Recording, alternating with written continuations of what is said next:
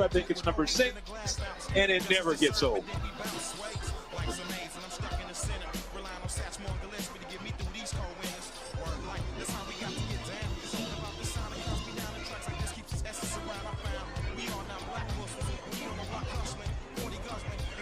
He's on his Mustang.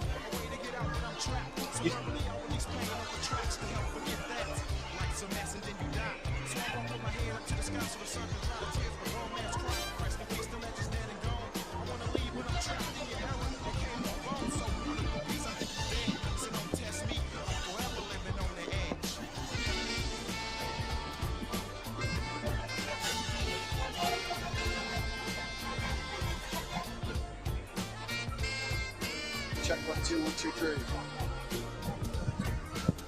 Can't hear that thing, but 1 2 1 2 3 1 2 3. 1 2 1 2 1 2. Talk to me.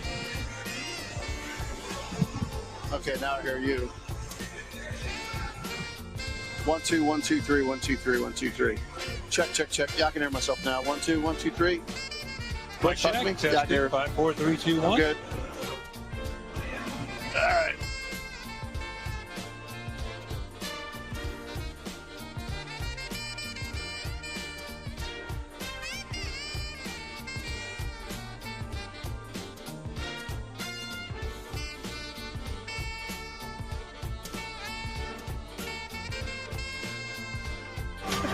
This afternoon, heavy rain pummeled Shell Energy Stadium, but guess what? These young men came out to save the day. They got the field in perfect condition for tonight's ball game. That allowed the Texas Southern Tigers and the Prairie View A&M Panthers to come out, get a nice warm-up. They are ready for the Labor Day Classic. Brought to you tonight by Pepsi. Hello, everyone. I'm Butch Alcindor, along with Jorge Vargas. For me, this is Labor Day Classic number 11. For you, I think it's number 6, and it never gets old. It doesn't, because, you know, the area, all the alumni get out here, and they all argue back and forth and talk a lot of smack, and then it's game time, and it's on. Okay, we had a delay now of about an hour and a half before we got to this. So let's talk about some of the impact players you need to keep your eyes on tonight. That's brought to you by GM, and we start with the visitors. Now, our first player to watch is number 4, Cameron Peters. He's the quarterback for the Panthers. Had a cup of coffee last year, saw a little action there, but this year the job is his. Yeah, he was in and out of it, and I'll tell you what, he earned his way to the starter's role by leadership, distributing the ball, and during practice making sure he handles the ball, takes care of it, no interceptions. And on the other side, for the home team, number 10 for Texas Southern University. Well, that's a young man who has a lot of talent, a lot of skills. His name is KJ Cooper. He actually started one game last year, won that game. Unfortunately, he was injured at the end of the game.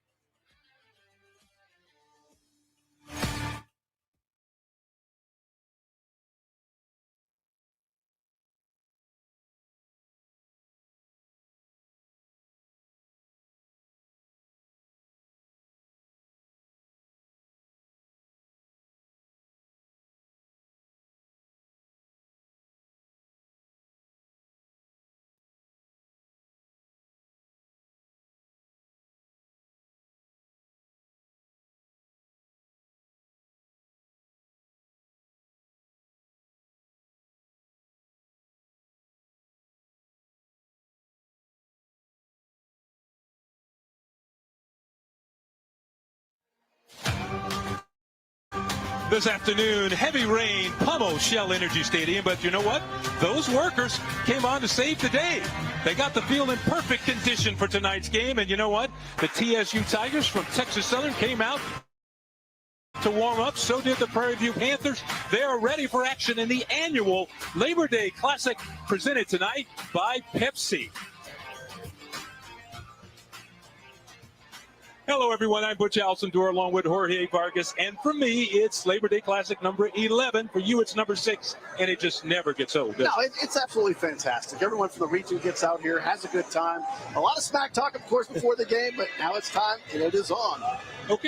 Let's take a look now at some impact players you at home may want to keep your eyes on, and we will start with the visitors from Prairie View. This is brought to you by GM, by the way, and that is number 4, Cameron Peters. He got to start a few games last year, but now the job is completely his. Yeah, he was a little bit in and out of the lineup, but certainly showed some leadership. But he really showed it in training camp. That's how he won the job, and it's by taking care of the ball and distributing it well between his team, and his team knows he is a big-time leader.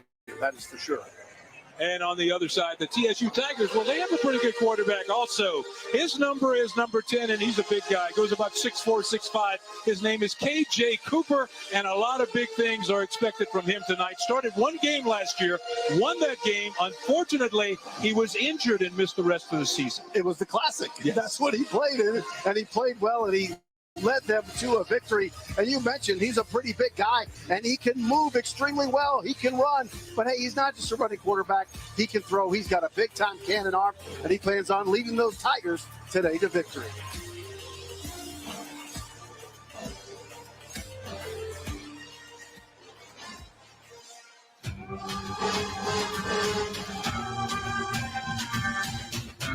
We'll be right back with the kickoff of the Labor Day Classic between Prairie View A&M and the Texas Southern Tigers.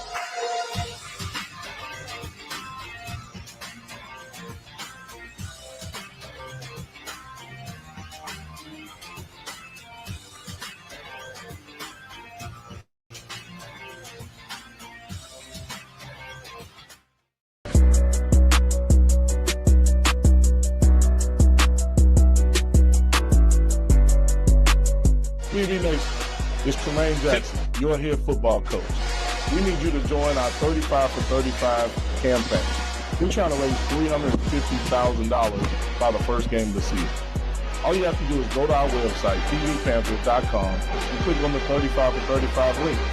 Once you do that, we'd love to see your pictures or videos of you donating on our social media platforms at PVAMU Panthers.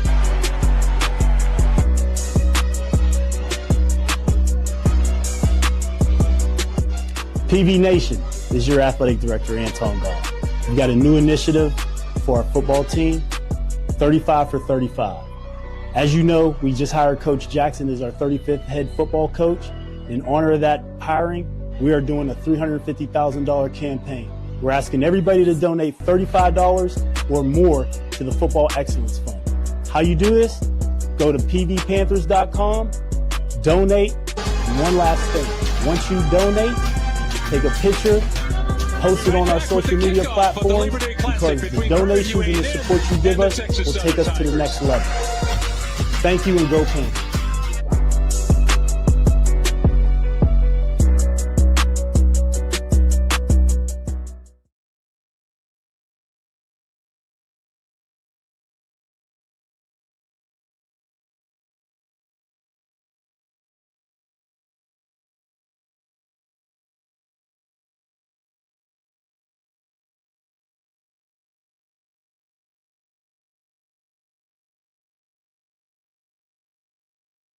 The 2025 SWAC football season is almost here, and SWAC TV is set to bring you some of the most anticipated games of the season. Big classics, historic rivalries, and some of the best bands in the land will headline the inaugural slate of 45 football games this fall. Free, live, and on demand on the new and exclusive streaming platform of the Southwestern Athletic Conference. The time is now. SWAC TV is here, building champions for life.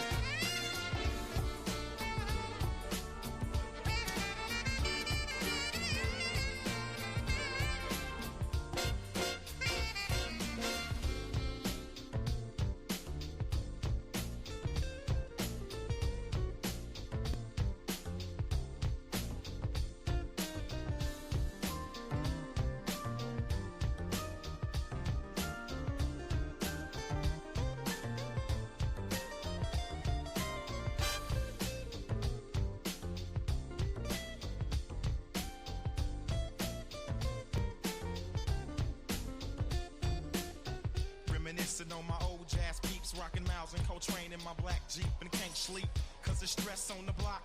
Please keep a God locked and stick up kids, stay cocked, ready to rock it down when we grown. We rolling deep with more heat than a glass house. Justice is served and then we bounce sways. Life's amazing, I'm stuck in the center, relying on Satchmo and Gillespie to get me through these cold winters. Word like, that's how we got to get down. Something about this sound that counts me down, and tracks like this keeps its essence around. I found we are not black Muslims when we on the block hustling, 40 guzzling and cap busting, disgusting, a way to get out but I'm trapped. So verbally I release pain over tracks to help forget that. Life's a mess and then you die. So I walk with my head up to the sky so the sun can dry the tears of a grown man's cry. Rest in peace, the legend's dead and gone. I wanna leave but I'm trapped in your era and can't move on. So I look for peace, I think he's dead. So don't test me, I'm forever living on the edge.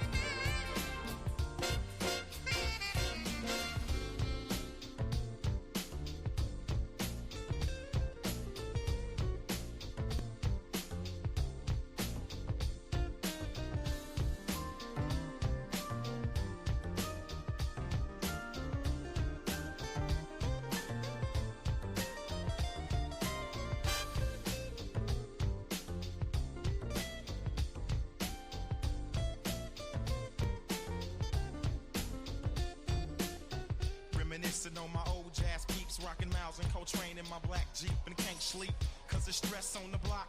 Please keep a God locked and stick up kids, stay cocked, ready to rock it down when we grown. We rolling deep with more heat than a glass house. Justice is served and then we bounce sways. Life's amazing, I'm stuck in the center, relying on Satchmo and Gillespie to get me through these cold winters. Word like, that's how we got to get down. Something about this sound that counts me down, and tracks like this keeps its essence around. I found we are not black Muslims when we on the block hustling, 40 guzzling and cap busting, disgusting, a way to get out but I'm trapped. So verbally I release pain over tracks to help forget that. like some mess and then you die. So I walk with my head up to the sky so the sun can dry the tears of a grown man's cry. Rest in peace, the legend's dead and gone. I wanna leave but I'm trapped in your era and can't move on. So I look for peace, I think he's dead. So don't test me, I'm forever living on the edge.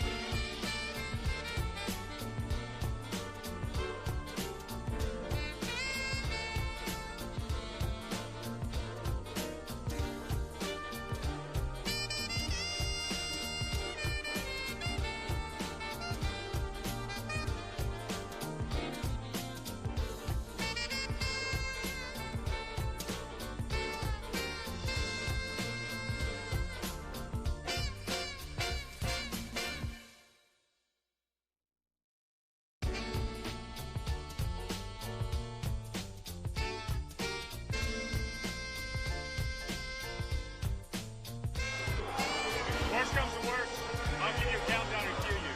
We still want to get that fixed for you.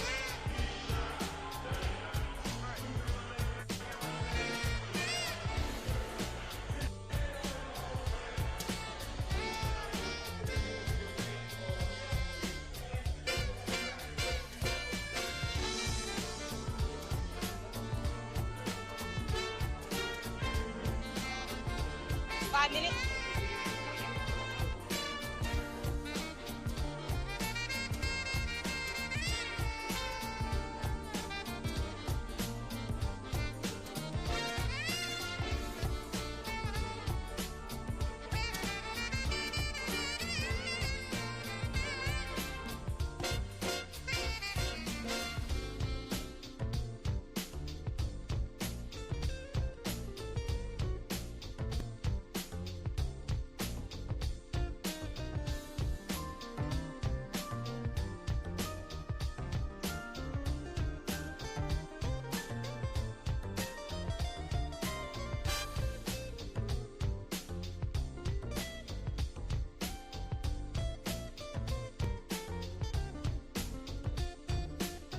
Reminiscing on my old jazz peeps, rocking Miles and Coltrane in my black Jeep and can't sleep, cause there's stress on the block.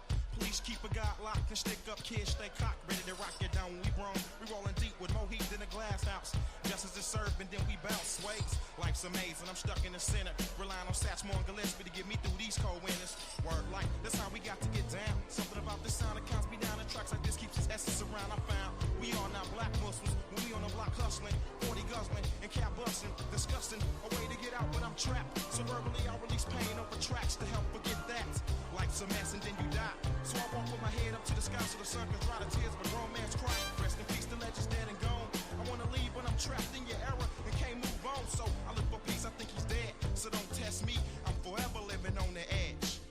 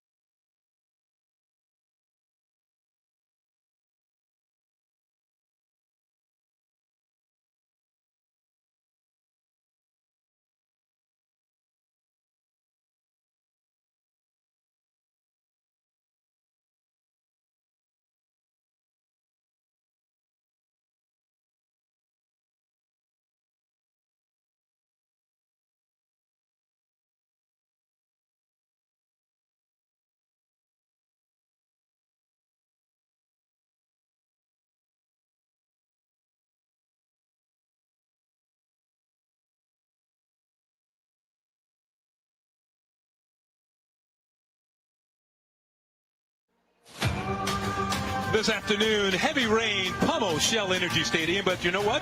Those workers came on to save the day.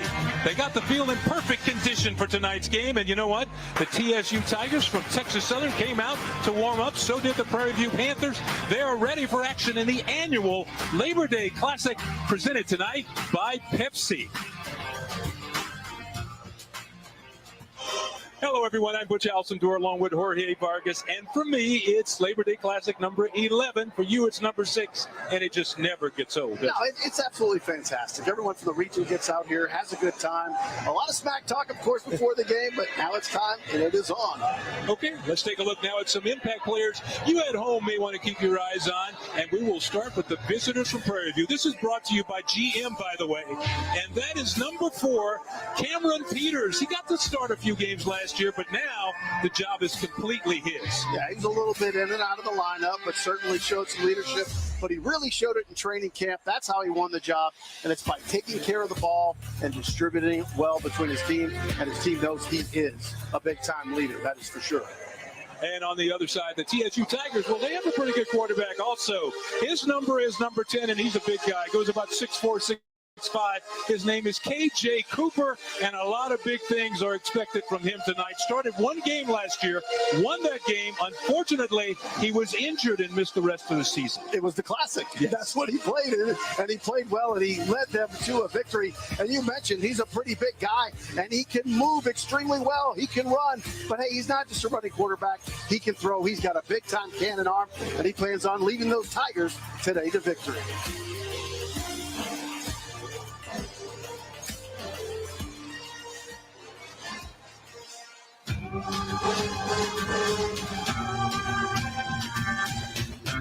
We'll be right back with the kickoff of the Labor Day Classic. The 2025 SWAC football season is almost here, and SWAC TV is set to bring you some of the most anticipated games of the season. Big classics, historic rivalries, and some of the best bands in the land will headline the inaugural slate of 45 football games this fall. Free, live, and on demand on the new and exclusive streaming platform of the Southwestern Athletic Conference. The time is now. SWAC TV is here. Building champions for life.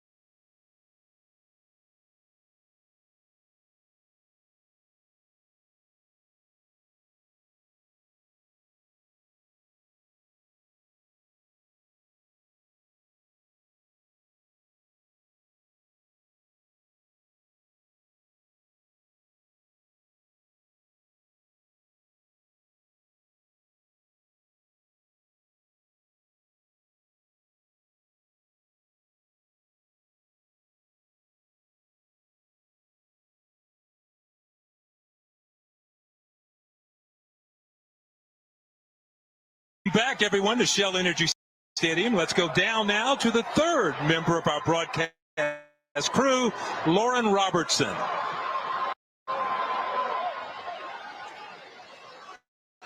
Thanks, Butch and Jorge. What's up, SWAC TV? I'm Lauren Robertson, your sideline reporter for the 40th Labor Day Classic. Tonight is about bragging rights, and TSU earned those bragging rights last year when they had their 27-9 victory over PV. Despite recent history, TSU actually leads the series 42-36-1. And since the inception of the Labor Day Classic, TSU still leads the series 21-18. But regardless of the weather delays that we had, rain, sleet, or snow, both of these teams are ready to go. Thank you, Lauren. And of course, Jorge and I are dry, but Lauren is also dry now. So we're ready for some football. The 40th annual Labor Day Classic is set to get underway with the visitors in the white jerseys there. The Prairie View Panthers getting set to kick it off to the TSU Tigers. Back deep to receive return, Trent Leary, number 1, and number 4, Kieran Charlo.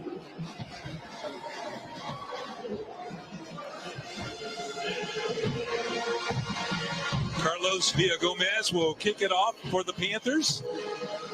We got something new, something old in this game, and we're going to talk about that in just a bit as they get set to go. Our referee for tonight's game is Ivan Daniels.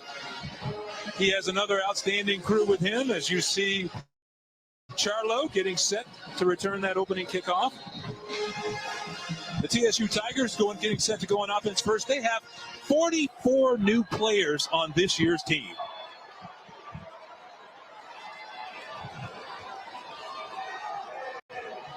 Well, the 2025 SWAC football season is underway as the kick goes deep and is going to be fielded by Leary. Leary takes it out of the end zone, and he's going to be knocked down. Ball is out. A fumble on the play by Leary. He got out to about the 17-yard line. The ball popped out, but the Tigers were able to get back on top of that ball, and it was Leary who came up with the fumble. That could have been big problems for TSU early. Oh, it's not the way you want to start any game. And again, that was a great hit, popped right out, but well done getting right back on the ball, because you do not want to start the ball with a turnover deep in your own end zone. And so the Tigers, at least, they get their ball back out. And then Tigers will go on offense behind second-year head coach Chris Dishman. We'll have more on the two coaches in just a minute, but let's get to the offensive play. First offensive series for KJ Cooper. We mentioned on the top he suffered an injury last year, but he's back. And they start with a run straight ahead. That's going to pick up a couple of yards for Texas Southern University. Yeah, the Tigers coming right up the middle here. Some good blocking from the offensive guard. There was some good push. You get 3 or 4 yards. That was Davion Ford, the 5'9", 200-pound graduate student. They call him Scooter, and he scooted up the middle there for about 3 yards. So make it a 2nd and 7 for Texas Southern University. KJ Cooper, 6'5", 220-pound. He's a redshirt junior at quarterback. Cooper to pass. Fires underneath. He has a man. It's a completed pass to Cordell Rogers. He hauled it in, but he's going to be shy of the first down, so the Tigers will have to go for it on 3rd down. Yeah, that was tight. But what Rogers did, let's see how he opens himself up and he shows the numbers easy to his quarterback. You know, as a receiver, you want to make sure you're identifiable easy. It's hard enough to be a quarterback, and you want to see the numbers of your receiver. It makes it easy to make that decision. Hey, he's open. I'm going to throw him the ball. He did a great job doing that. Cooper, a dual-threat quarterback with a strong arm and quick feet, has it now 3rd and a long 3 for the first down. He's looking underneath to the outside, has his man. That's complete. A nice catch there by Jaquan McGee. He's a 6'5", 200-pounder from Missouri City, and all the coaches were telling me this year, keep your plays for the Tigers. And again, good job, good route, nice cut. And again, that was a timing pattern right there, and then put it right on. So the Tigers move the sticks on offense.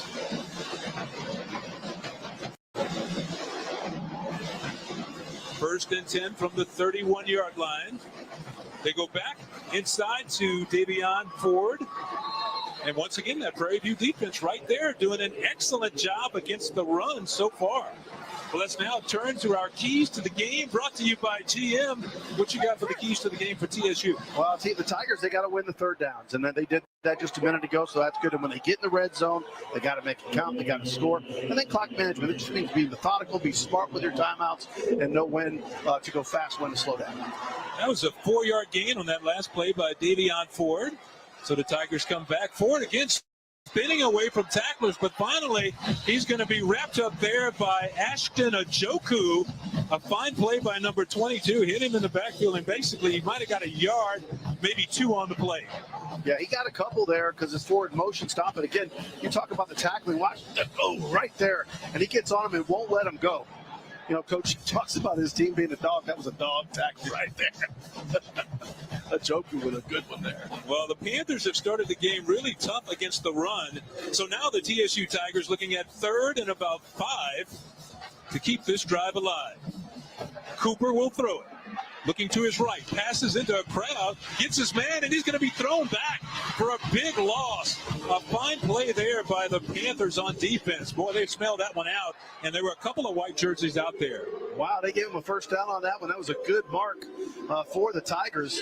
But I tell you, look how far across the field that ball has to go. That's one you bet your Prairie View the Panthers are going to be looking at, and they're going to say, next time we're going to jump on that ball and try to pick it off. Darnell Starling with a big tackle for the Panthers. TSU on the run, and it's Ford again. And Ford is an interesting story because last year, this guy has a lot of experience. You know, he got to play a lot last year. Tough runner inside. I mentioned they call him Scooter, but he also has great hands out of the backfield. So don't be surprised to see Cooper popping that ball over to Davion Ford, sneaking out of the backfield there. So a nice gain on first down. Call it 5 yards for the Tigers from Texas Southern. Cooper will pass on second down. Fires inside, and he has another man. That is Kieran Charlo with a nice diving scoop there, and he has another first down for the Tigers. Hey, how about the offensive line for the Tigers? Great protection there, giving him a great pocket. Look, no pressure at all. He's able to sniff it out and go right down the middle with the pass. They tried to go quickly, did the TSU Tigers, but there was a flag on the play as it was snapped.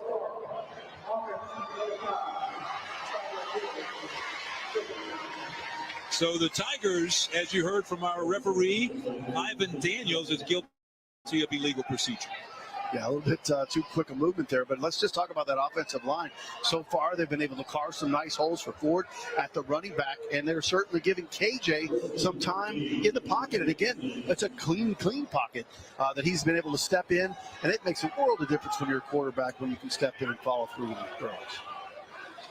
So 1st and 15 after the penalty for TSU in the dark jerseys. Cooper under pressure.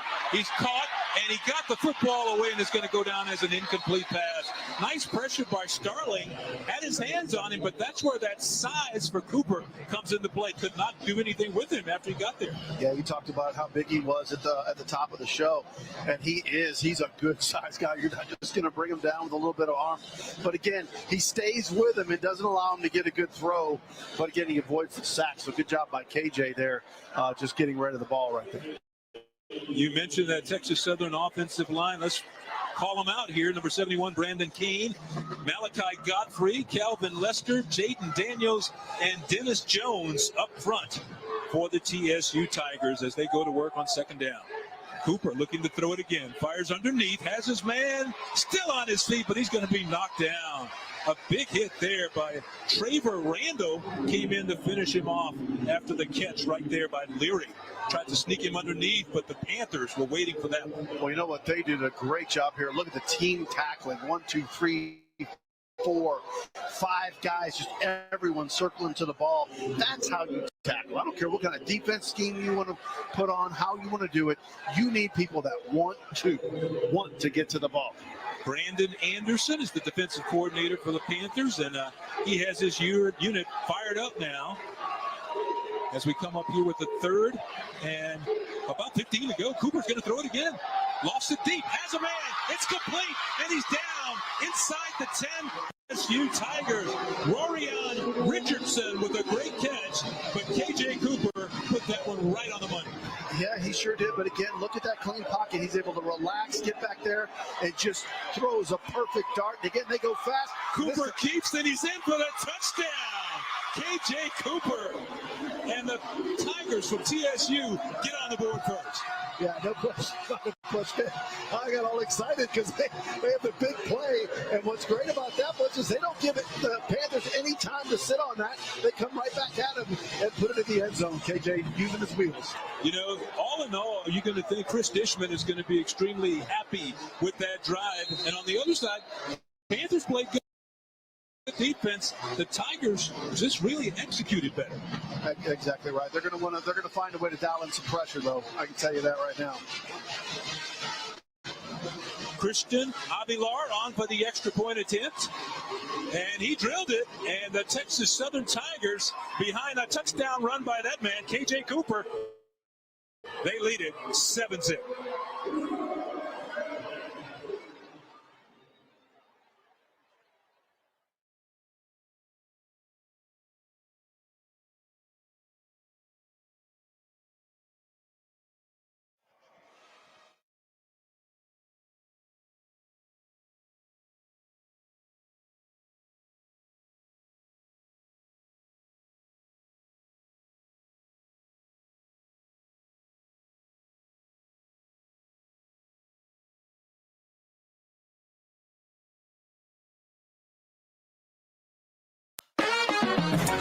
We are exactly what you think.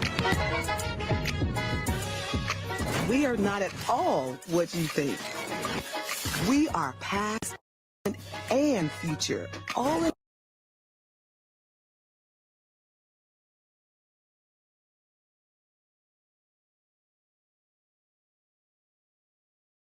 General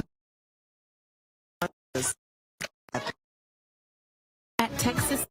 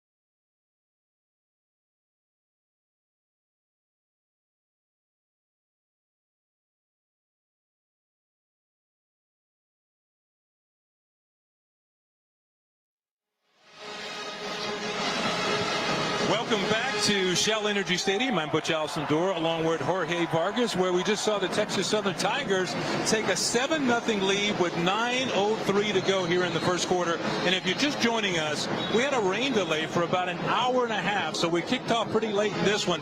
But the Tigers, they mentioned they were going to prepare for possible delays coming into this. Yeah, Coach talked about it. He said, we practice on that during the week. We stop practice in the middle of it, have delays, and see how the team responds and kick things back up. That's what we do. So when things unusual happen, we're prepared for it. And so far with this delay, it certainly looks like they were prepared, and this delay did not bother them. About, an hour and a half of delay did not bother the Tigers as they came out roaring. Yeah, unofficially, that touchdown by K.J. Cooper was an 8-yard touchdown run that put the Tigers out in front 7-0. But the big play on the drive was a long pass to Rorion Richardson, who made a big catch that put the ball down around the 8-yard line that put him in business. So the Tigers set to kick it off here, and the Panthers getting ready to go on offense for the first time in the ball game.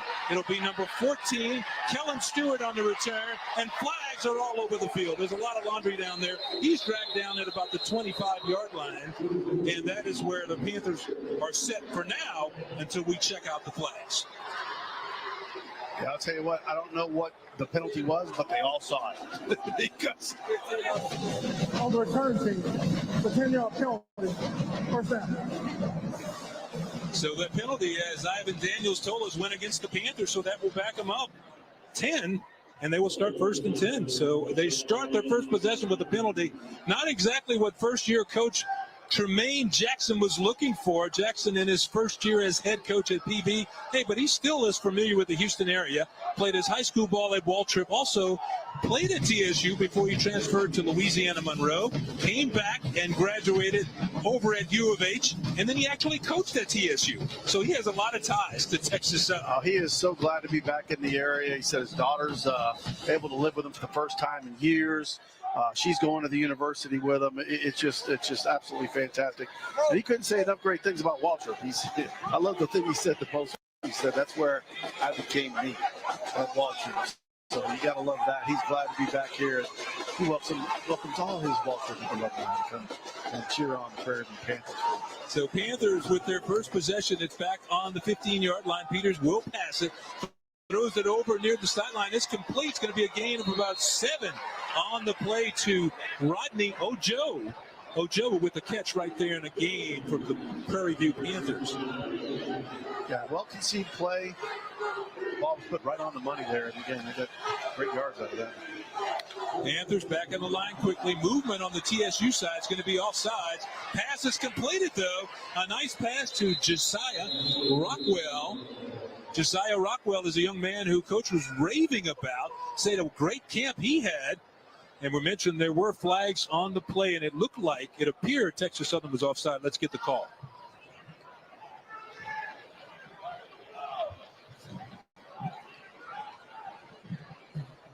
offsides on the defense. That penalty is declined. First down.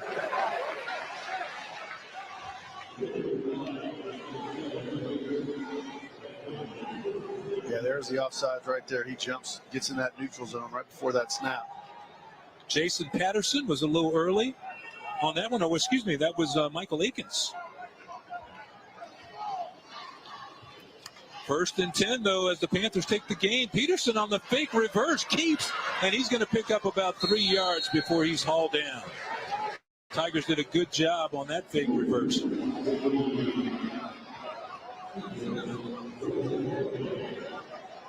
Panthers settling down. Again, the Tigers defense is really on attack mode right from the beginning. They're not trying to settle into this game. Interesting story about Peters starting the game tonight at quarterback for Prairie View A&M. Coach said, I love him because he does not turn the football over. He's a good game manager. He has a 2nd down and 7. Passes complete again to Rockwell. And that'll move it forward. It's going to be just shy of the 1st down. But the other thing about it, he said we were all set to move Peters to wide receiver as we entered the 2nd scrimmage, and he said someone must have whispered in his ear because he had a great scrimmage, and from then on he was the starting quarterback. Yeah, he said, I was just torn before just putting him receiver for that scrimmage. I said, we'll just give him one more run at quarterback, and he did so well. He's like, wait a minute, now I got to have him here. But he also mentioned the fact that he's a distributor. And what that means is he doesn't get isolated on one particular receiver. Whoever's open, that's where he throws the ball. 3rd and 4 coming up for Peters and the Panthers. Puts a man in motion. He's going to keep it himself, and he's not going to make it to the sticks. Peters is going to be dropped down short. A big play there by DeMarcus Thompson, or as his teammates call him, Juice. Well, he brought the juice and then some. It was stacked right there. He did a great job of shedding the blocker and then just getting to the tackle. Panthers are going to go for it. It's going to be 4th and a long one. Gets almost 2 yards as they get set for it. Brandon Campbell. Make that Chase Bingham. And this could be one of the biggest plays in this game. We're early in the game. We have 6, 7, and now they're going to take a timeout to talk about it. Yeah. And while Coach Tremaine Jackson takes the timeout, we will take one. We'll be right back with more.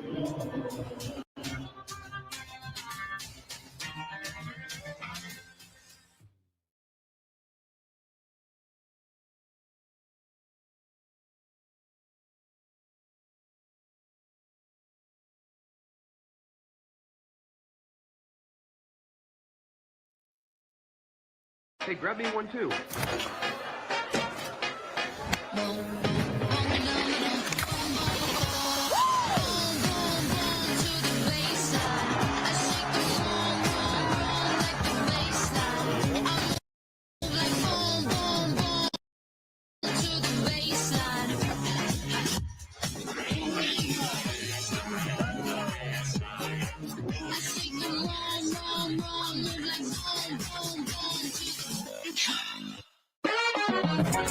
We are exactly what you think.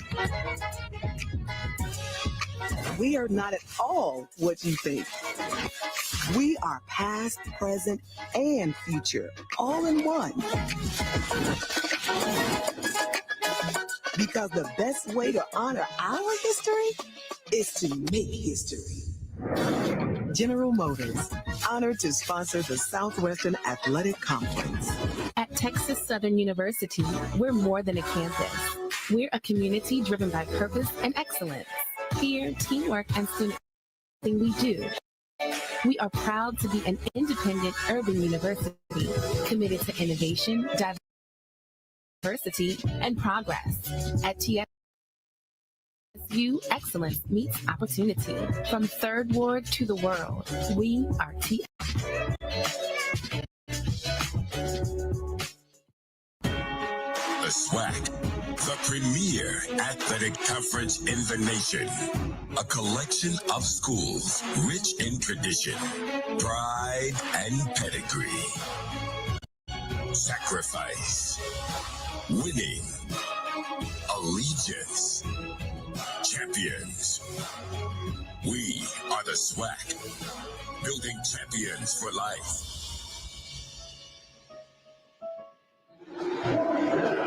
Tremaine Jackson of Prairie View, the first-year head coach, thought about going for it for just a minute, but now he's going to punt the football away. So Adam Atwell comes on to kick it away, and it goes off the side of his foot, and it's going to be a short one. Wow. So much for the strategy. No, I don't think not. Right now. So he thought about it, took the timeout there. He was set to go for it. I think he thought it was 4th and a yard. It was really close to being 4th and 2. And I think that was the right move to put the football away. Yeah, it was. You're right, Butch. It was a good 2-yard for sure, but he was hoping to get more than, was that a 10 or 15-yard punt right there? That is not what you're looking for. He chose to do the punt to change the field position. That was a tough one right there, but I think that was the right call to do the punt. Yeah, you know, the field's still kind of wet down there. That ball could have had could have been damp and went off the side of Atwell's foot. We'll never know, but it's 1st and 10 for TSU at the 45-yard line. Cooper to throw, over the middle, behind his intended receiver. Charlo was open, and Cooper just missed it. Yeah, he sure did. He just went through right behind him, and when you're hauling butt that quick, you just can't stop on a dime and go backwards. And watch him, he's coming across, and he's trying to stop, and he just can't get his momentum stopped. 2nd and 10. They go to Ford on the run. Ford has a nice block. Ball comes out. It's a fumble, and the Panthers have recovered for Prairie View A&M. So the TSU Tiger, the second fumble of the game for Texas Southern. They recovered the first one, and that one they lost as Ford gave it up. Yeah, I can't tell who punched it out, but I'll tell you what, you saw a hand at the very end here. Let's see if we can see it. Number 25 right there. Does he get on that backside? No, he runs in his own man. And that's where it comes out. Jalen Williams, the backup tight end for Texas Southern, as Ford ran into him, the ball bounced out, and the Panthers got on the football in a hurry. Let's check out the keys to the game now, brought to you by GM for the Panthers after that big break. Yeah, I tell you, worry about us. In other words, take care of your own business.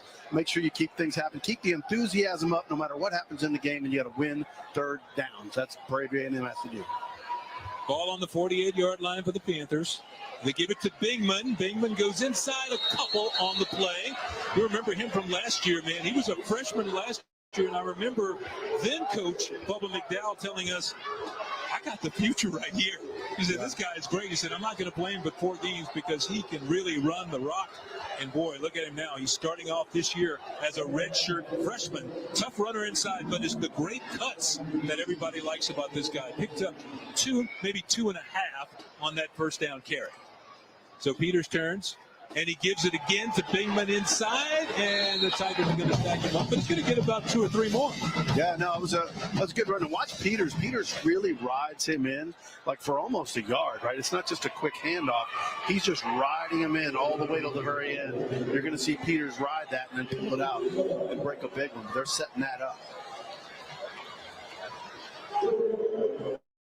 And Bingman's not that big, but he runs hard. So a 3rd down now for the Panthers in the white jerseys with the purple pants.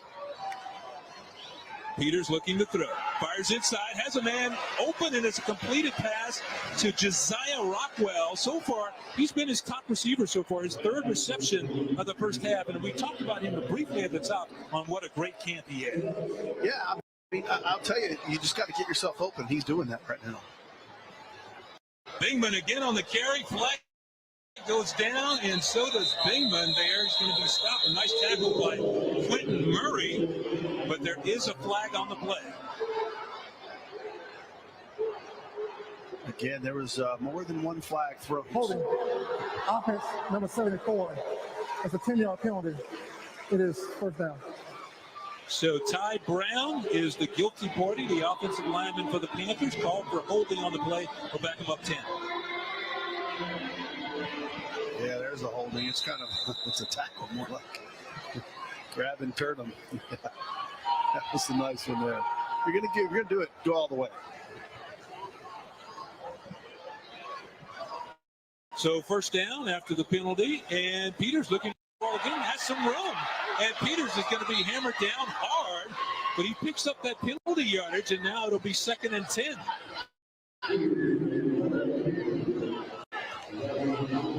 Yeah, watch this right here. He's going to wish he had this back a little bit when he looks at tape. Watch this right here. And then, bam, if he kind of cuts to that right around that block right ahead of him there, he would had a little bit more room there to spring it, but he did get that penalty yard back.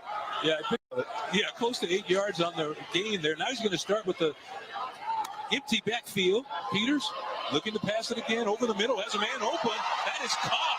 A nice catch by Rodney Ojo, hauling in that one. So Ojo and Rockwell have been big targets early in this game for Peters. Yeah, Ojo did a great job of hanging on to that thing because he got rocked pretty good as soon as that ball hit his hands. I mean, that was good defense on trying to displace that ball as soon as it hit him. But they sure didn't get there. Another first down for the Panthers as the ball moves up to the 26-yard line. First and 10. Peters again fires, and it's going to be an incompleted pass. Tried to hit Josiah Rockwell, who had come behind him on the jet sweep, but he didn't fake it, didn't give it to him. Tried to pass it to him, and he couldn't hang on to the football. You know what I liked about that play is that the receivers that weren't getting the ball, man, they were busy blocking. They were engaged, trying to create room. And that's the thing, you watch receivers, when they're getting the ball, they're all big time. And a lot of times when they don't have the ball going to them, they don't have as much energy. Christopher Buckner, the offensive coordinator for the Panthers, doing the play calling, and he's doing a good job of getting his team up to the line of scrimmage quickly to execute. Second down now for Prairie View. And Peters will keep again, running straight ahead, and he gets it down to about the 25, and then that's what's the end of that run. Good recovery by the Texas Southern Tigers.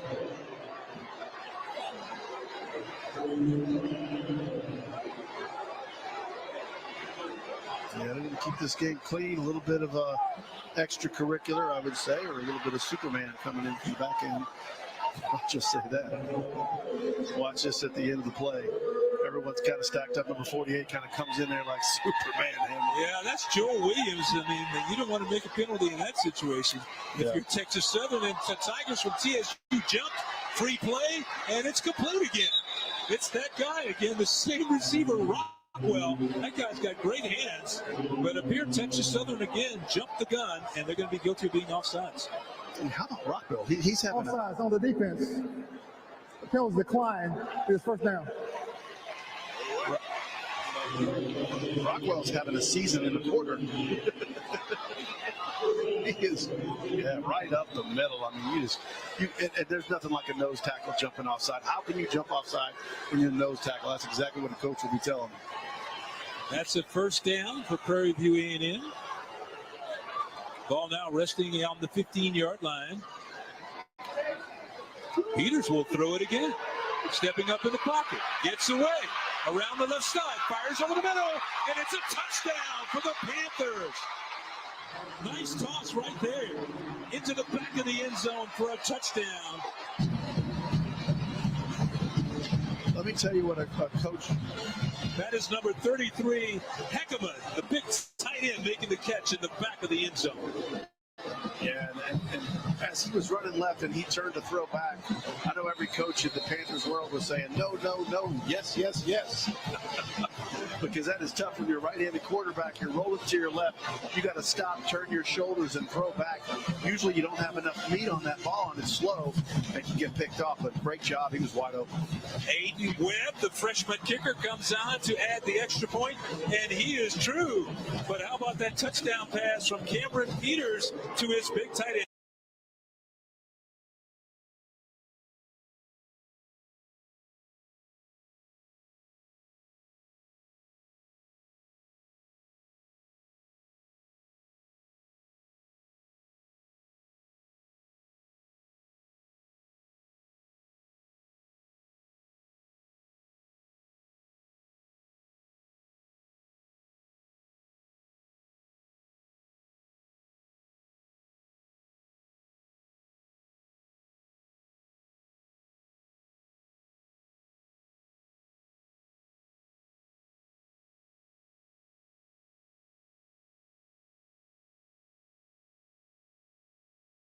We are past.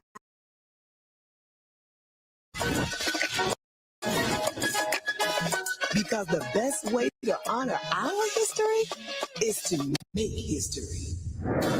General Motors, honored to sponsor the Southwestern Athletic Conference. At Texas Southern University, we're more than a campus.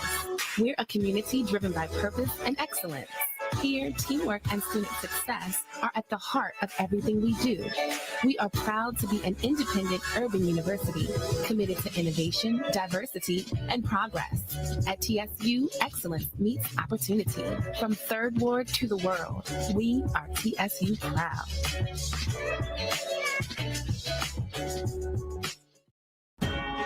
The SWAC, the premier athletic conference in the nation. A collection of schools rich in tradition, sacrifice, winning, allegiance, champions. We are the SWAC, building champions for life.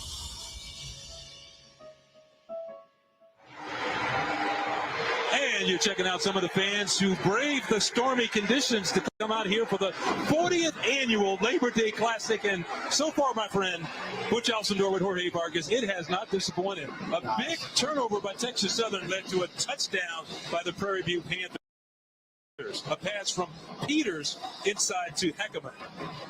Yeah, it's been a good one. And what the thing that I'm just the feeling of this one is aggressiveness. Both coaches, both teams are coming out attacking. You know, usually you have offenses at the beginning of the season. Just take a while to kind of get rolling.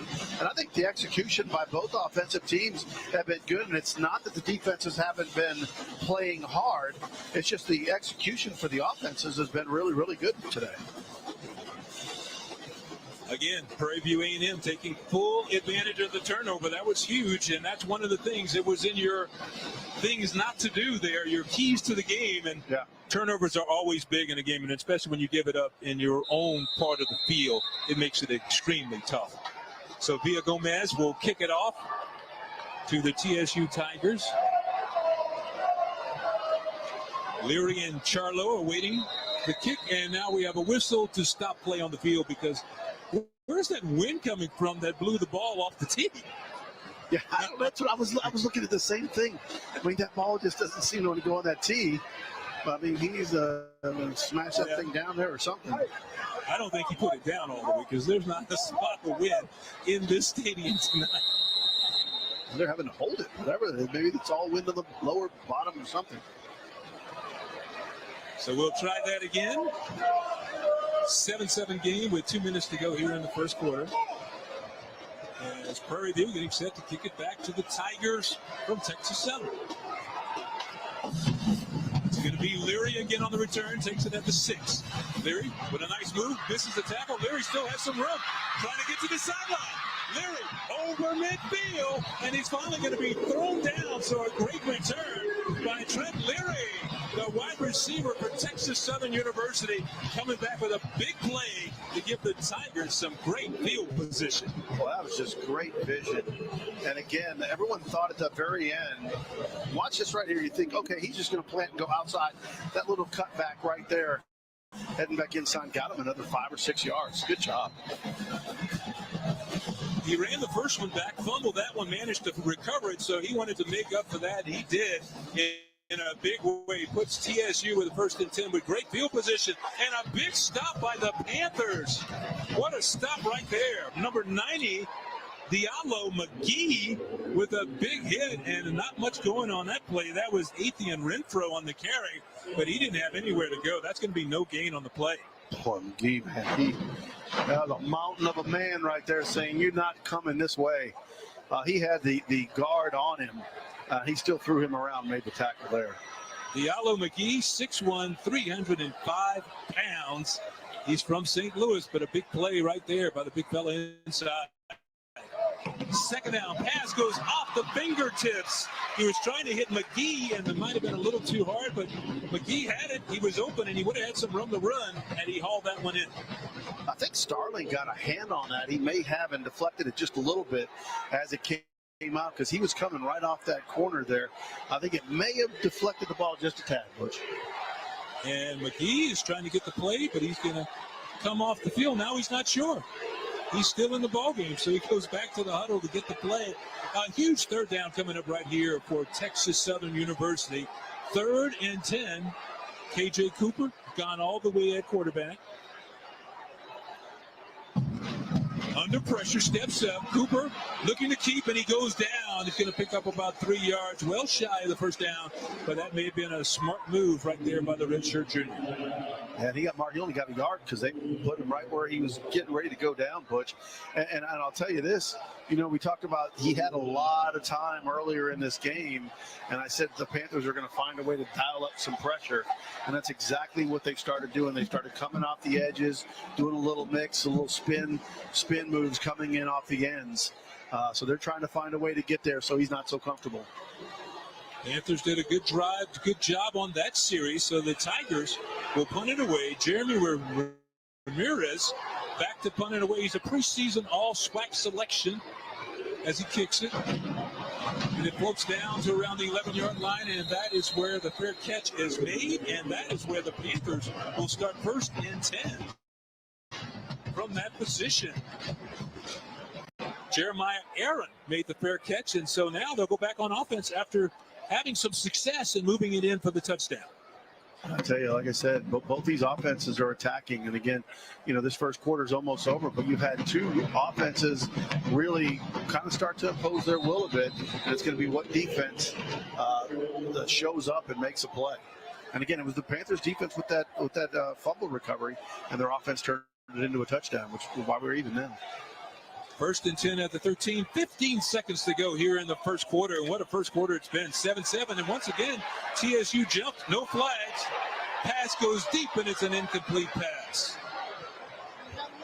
He had number 10, Jeremiah Aaron, streaking down the sideline, but it goes down as an incomplete pass. I'll tell you, if Aaron would have just laid the juice from the beginning and didn't have a little pause in there, that could have been 6 right there. He kind of gave a little hitch move to that defender, which was helping open him up, but just a simple straight go route. And that pass would have been right on the money.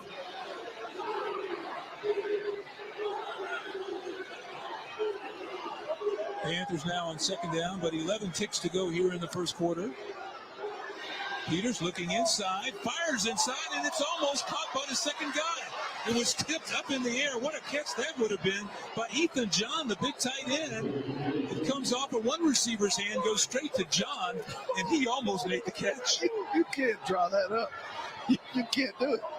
I mean, look at this. The bullet goes flying in there, ricochets right off his hands, and man, he almost makes that catch right there. Ethan John, the big 6'3", 250-pounder, played last season. So now we have 3rd and 10 for the Panthers. And they give us to Bingman, and Bingman's going to pick up yardage. He crosses the 20 down at about the 22-yard line. And the whistle blows because that takes us to the end of the first quarter. And what a first quarter it was. It's in the books, and TSU and Prairie View all tied at 7 apiece. At Prairie View A&M University, excellence isn't just a word, it's a way of life. For 147 years, we've been empowering generations of students to carry our rich legacy of distinction with them as they blaze trails and make a difference in communities across the world. Our high-caliber faculty and rigorous academic programs prepare scholars to challenge the status quo and push the boundaries of knowledge. Pioneers emerge here, and changemakers are bred here. Excellence lives here. At Texas Southern University, we're more than a campus. We're a community driven by purpose and excellence. Here, teamwork and student success are at the heart of everything we do. We are proud to be an independent urban university committed to innovation, diversity, and progress. At TSU, excellence meets opportunity. From 3rd Ward to the world, we are TSU proud.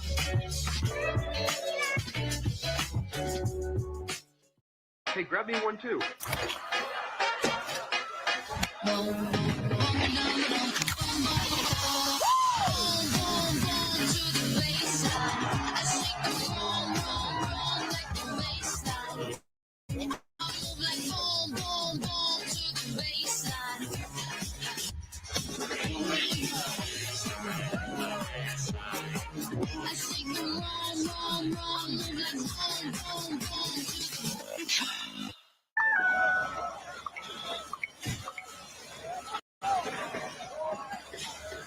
Since 2018, Cricket Wireless has been supporting the journey of HBCU students because HBCUs aren't just schools. They're a place where teammates form lifelong bonds, the kind of bonds that stay with you every step of the way.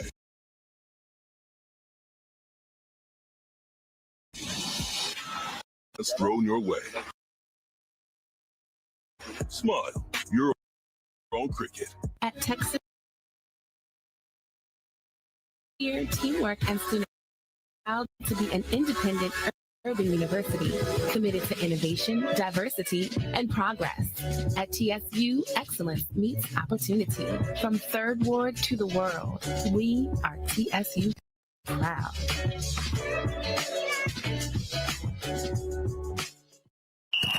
This fall, history hits the Strip. It's the first annual Las Vegas HBCU Classic. Saturday, October 25th at the iconic Allegiant Stadium. Grambling State University goes head-to-head with Jackson State University on the football field. But it's more than a game. It's a celebration of HBCU culture and the ultimate Vegas energy all weekend long. Get your tickets now at Ticketmaster.com and be part of history in the making.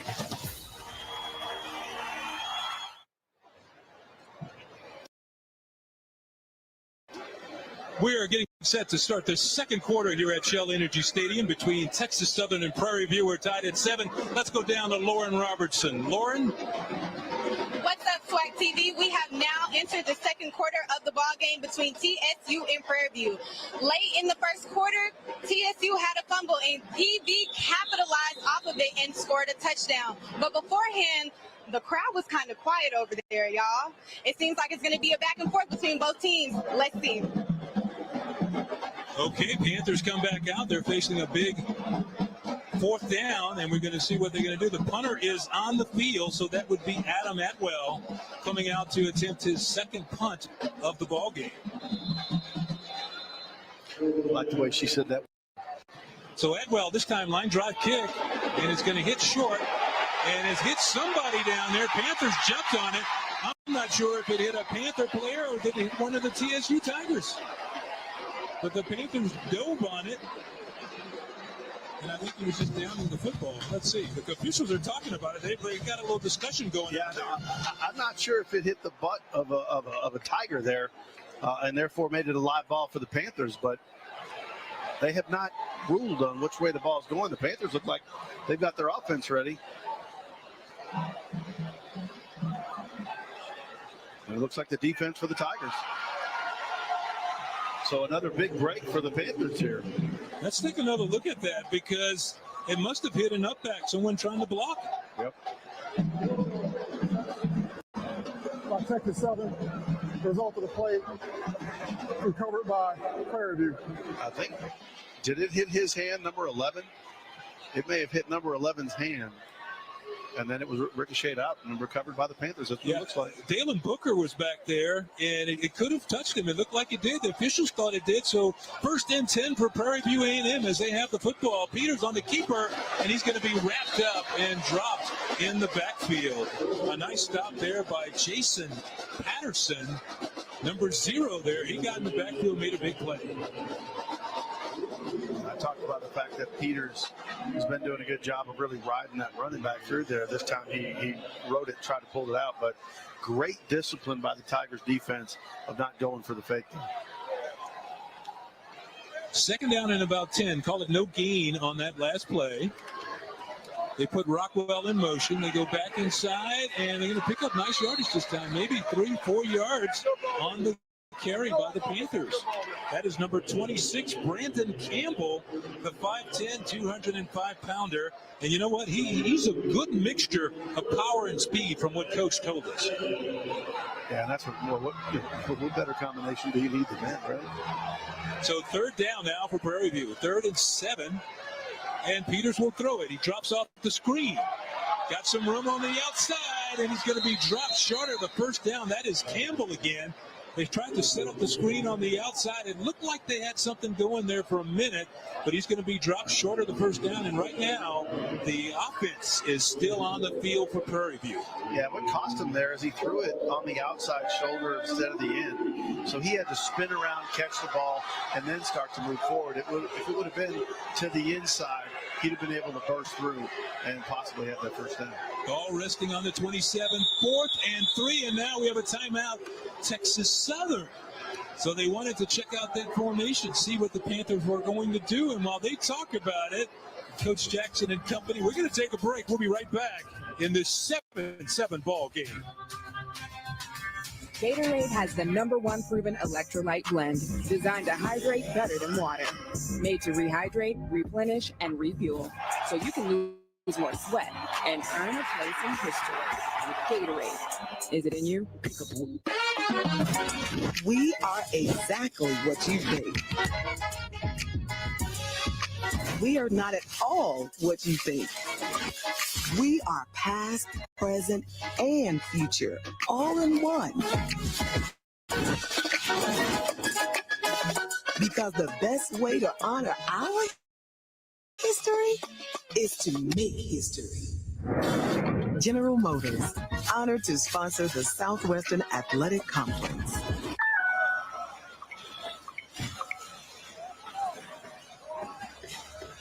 Since 2018, Cricket Wireless has been supporting the journey of HBCU students because HBCUs aren't just schools. They're a place where teammates form lifelong bonds, the kind of bonds that stay with you every step of the way. That's why we keep you connected, so you can tackle anything that's thrown your way. Smile, you're on Cricket. Brighter futures begin here with students and faculty that bring campus projects to life with help from the Home Depot Retool Your School grants. With these grants, HBCUs have built innovative learning lounges, revitalized rec areas, and created peaceful wellness spaces, providing students with areas to learn, relax, and pride. Through their dedication to uplifting their campuses, HBCUs are growing stronger, one grant at a time, one project at a time, one community at a time. Learn more at retoolyourschool.com. Retool Your School. We're powered by purpose. Who are you? I'm you, with more sizzle. When you try Jack Link's Doritos barbecue flavored beef jerky, you unleash the you with more flavor. Also, I rescued your cat. This isn't a cat. Yes, it is. Meet your flavor. Coach Alcindor and Jorge Vargas with you here at Shell Energy Stadium. We got a 7-7 game with 13:09 to go in the second quarter, and the Tigers are offsides again. Flags all over the place. Peters with a lot of time. Fires into the end zone, took his shot, and it's too long, and it's going to be incomplete. But for the third time tonight, Texas Southern will be guilty of offside unless there was some movement on that offensive line. Offside, defense, a 5-yard penalty. It is first down.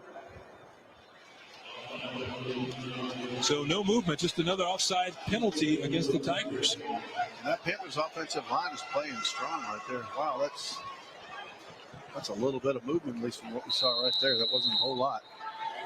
What a smart play by Cameron Peters. He knew exactly what was going on. He knew the Tigers jumped, took his time, took a shot into the end zone. It's worth it. So first down now for the PV Panthers. Peters on the keeper. Going to be picking up yardage there before the Tigers are able to bring him down. That's a hard three. That's a hard three-way to go, man. If you're a quarterback, 3 or 4 yards. I do like the fact when they follow their running back hit, because your running back becomes a blocker for you. But for the hard way. 2nd and 7 now. Ball around the 18-yard line. Peters fires underneath as this man is going to be tripped up and knocked down. That is Rockwell again on the catch. Transfer in from Sam Houston University. It's got to be loved, and Rockwell is having an absolute great day. And you mentioned it earlier, great hands. You can tell that ball comes to him. He's got soft hands. He takes it right on in. He was complaining. He thought that was a little bit of a late hit, but no flag there. That offensive line by the Panthers doing a great job. McMillan, Brown, De Silva, Spencer, and Mawali doing a great job in there protecting Peters. On third down, he pitches it around the corner, and a nice play by the TSU defense. They're going to be shy of the first down. On the carry that time was Brandon Campbell, the big back. He's about 205, 210. And so he is going to be credited with the first down. Well, that's a good mark there. But, Ocho, number 9, the Panthers wide receiver, great blocking on the outside. I mentioned it earlier. You really love when you've got receivers that'll just stay on a block and make something happen when they're not getting the ball. He did. He engaged that cornerback. He just kept driving. Great block that allowed for that first down. Great block, and the first contact did not come until he was almost 5 yards down the field. Yeah. So they not only were they in good position, but they maintained the blocks and stayed off of them.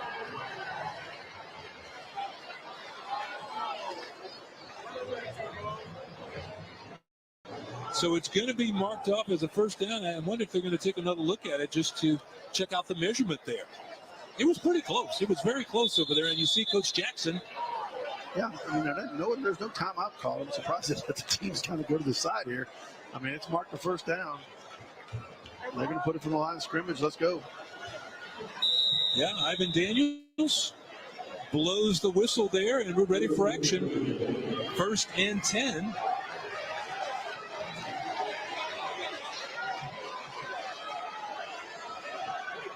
And they're still talking about it. They have not put the whistle in for play as of yet, so.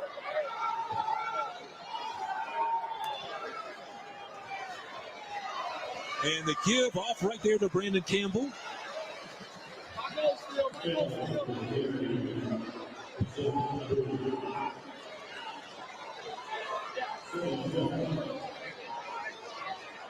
Panthers kind of trying to work that inside, not getting what they're wanting. Interesting right here. We'll see what they come up with here. I think they're going to go in that one flat route in the corner and drop one in there. Big 2nd down and 6 to go. You see the big tight end in the game, Keegan Heckerman, who caught the touchdown that tied this ball game up at 7 apiece. So 2nd down now for the Panthers. Cameron Peters has his running back wide open, but he was running all the way, and Peters is going to be taken right down to the 5-yard line. That would have been one of those zone reads where you also have to pass as an option. Brandon Campbell was wide open on the top of the screen. Well, I thought he was going to run a little bit and then turn and pass at the end. But watch this right here, right there. I thought he was actually going to go ahead and pass it, take it in a little bit, and then kind of do almost like a pitch type thing. But look at the tempo of what the Panthers are doing now versus what they did at the beginning of the game. They're running the line of scrimmage real quick, running a play. Right now they have slowed things down. They have been a little bit more committal and pounding more into the Tigers. So 3rd down and the give inside, and the Panthers have a touchdown. That is Brandon Campbell, the young man who Coach told us to make sure you keep an eye out for that number 26. He comes into the game, makes a big impact as he takes it in for the touchdown from 6 yards out. A touchdown for Prairie View A&M. Yeah, the impact, though, is the offensive line. The Panthers' offensive line, I think, has been stellar. Look at the trap right in there, clears it out. He just rides right behind. My coach said he rides behind the big butt, spots the little gap. It just squeezes right in there for the touchdown.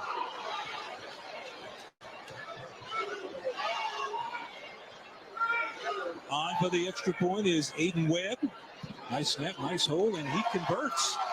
Drills it, and the Panthers go out in front. 14-7 game. We'll be right back with more at Shell Energy Stadium. It has the #1 proven electrolyte blend, designed to hydrate better than water. Made to rehydrate, replenish, and refuel, so you can lose more sweat and earn a place in history. Gatorade. Is it in you?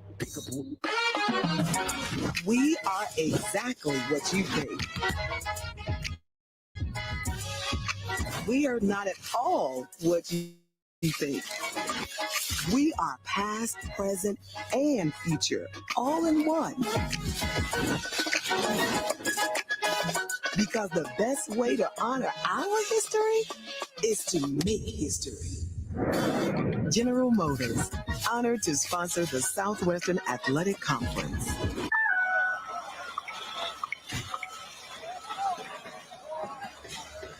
Since 2018, Cricket Wireless has been supporting the journey of HBCU students because HBCUs aren't just schools. They're a place where teammates form lifelong bonds. The kind of bonds that stay with you every step of the way. That's why we keep you connected, so you can tackle anything that's thrown your way. Smile, you're on Cricket. Brighter futures begin here with students and faculty that bring campus projects to life with help from the Home Depot Retool Your School grants. With these grants, HBCUs have built innovative learning lounges, revitalized rec areas, and created peaceful wellness spaces, providing students with areas to learn, relax, and thrive. Through their dedication to uplifting their campuses, HBCUs are growing stronger, one grant at a time, one project at a time, one community at a time. Learn more at retoolyourschool.com. Retool Your School. We're powered by purpose. Who are you? I'm you, with more sizzle. When you try Jack Link's Doritos barbecue flavored beef jerky, you unleash the you with more flavor. Also, I rescued your cat. This isn't a cat. Yes, it is. Meet your flavor. 14-7, the Prairie View A&M Panthers have just moved out in front in the 40th. Butch Alcindor here with Jorge Vargas, and we have a special guest in the booth. It's Dr. Charles McClellan. He's the commissioner of the SWAC, and he's here joining us here today. Royalty. Say hello right there, Doctor. We have royalty here, Butch. What you meant to say. Great to have you back home, and then what a game. I mean, you came back to see a really competitive contest. Yeah, you know, Texas Southern Prairie View Labor Day Classic is always exciting. New coach, Tremaine Jackson, actually worked for me when I was at athletics, the athletics director at Texas Southern University. Prairie View, a storied team. Texas Southern, up and coming, Chris Dishman, done an excellent job, 5-6, won this game last year, first time I think in 9 years. So this was the game of the week, and here I am. And what a game it's been. We've seen a lot of offense and a lot of good defense, and now Prairie View is getting set to kick it back to Texas Southern University with 9:11 to go here in the second quarter. Villa Gomez will kick it. And now it goes. Yeah, we keep trying to figure out how the ball is falling off the tee. There's not a drop of wind in this stadium anywhere. Yeah, I'm a little bit confused. Those flags are not moving anywhere here. That's the second time that's happened. Chris, one of the main things we want to ask you about, Dr. McClellan, is the SWAC TV project that's going on right now. It's not a project, it's a reality. And we want to talk about that in just a minute, but let's have the kickoff here after the score. Villa Gomez kicks it deep. And it's going to be Charlo with the ball. He brings it back, has some room around the right side. Kieran Charlo, one man to beat, still on the sideline. Can he make it? 30, 20, and he's going to be knocked down at the 20-yard line. Kieran Charlo with a huge return for the Texas Southern Tigers. So what a big way to answer that score by Prairie View. That was absolutely huge. And again, watch how he burst through there. And again, he just turns on an extra gear right there when he sees that he thinks he's going. And that little cut right there, but great pursuit by the Prairie View Panthers to stop that from being a touchdown. Wow.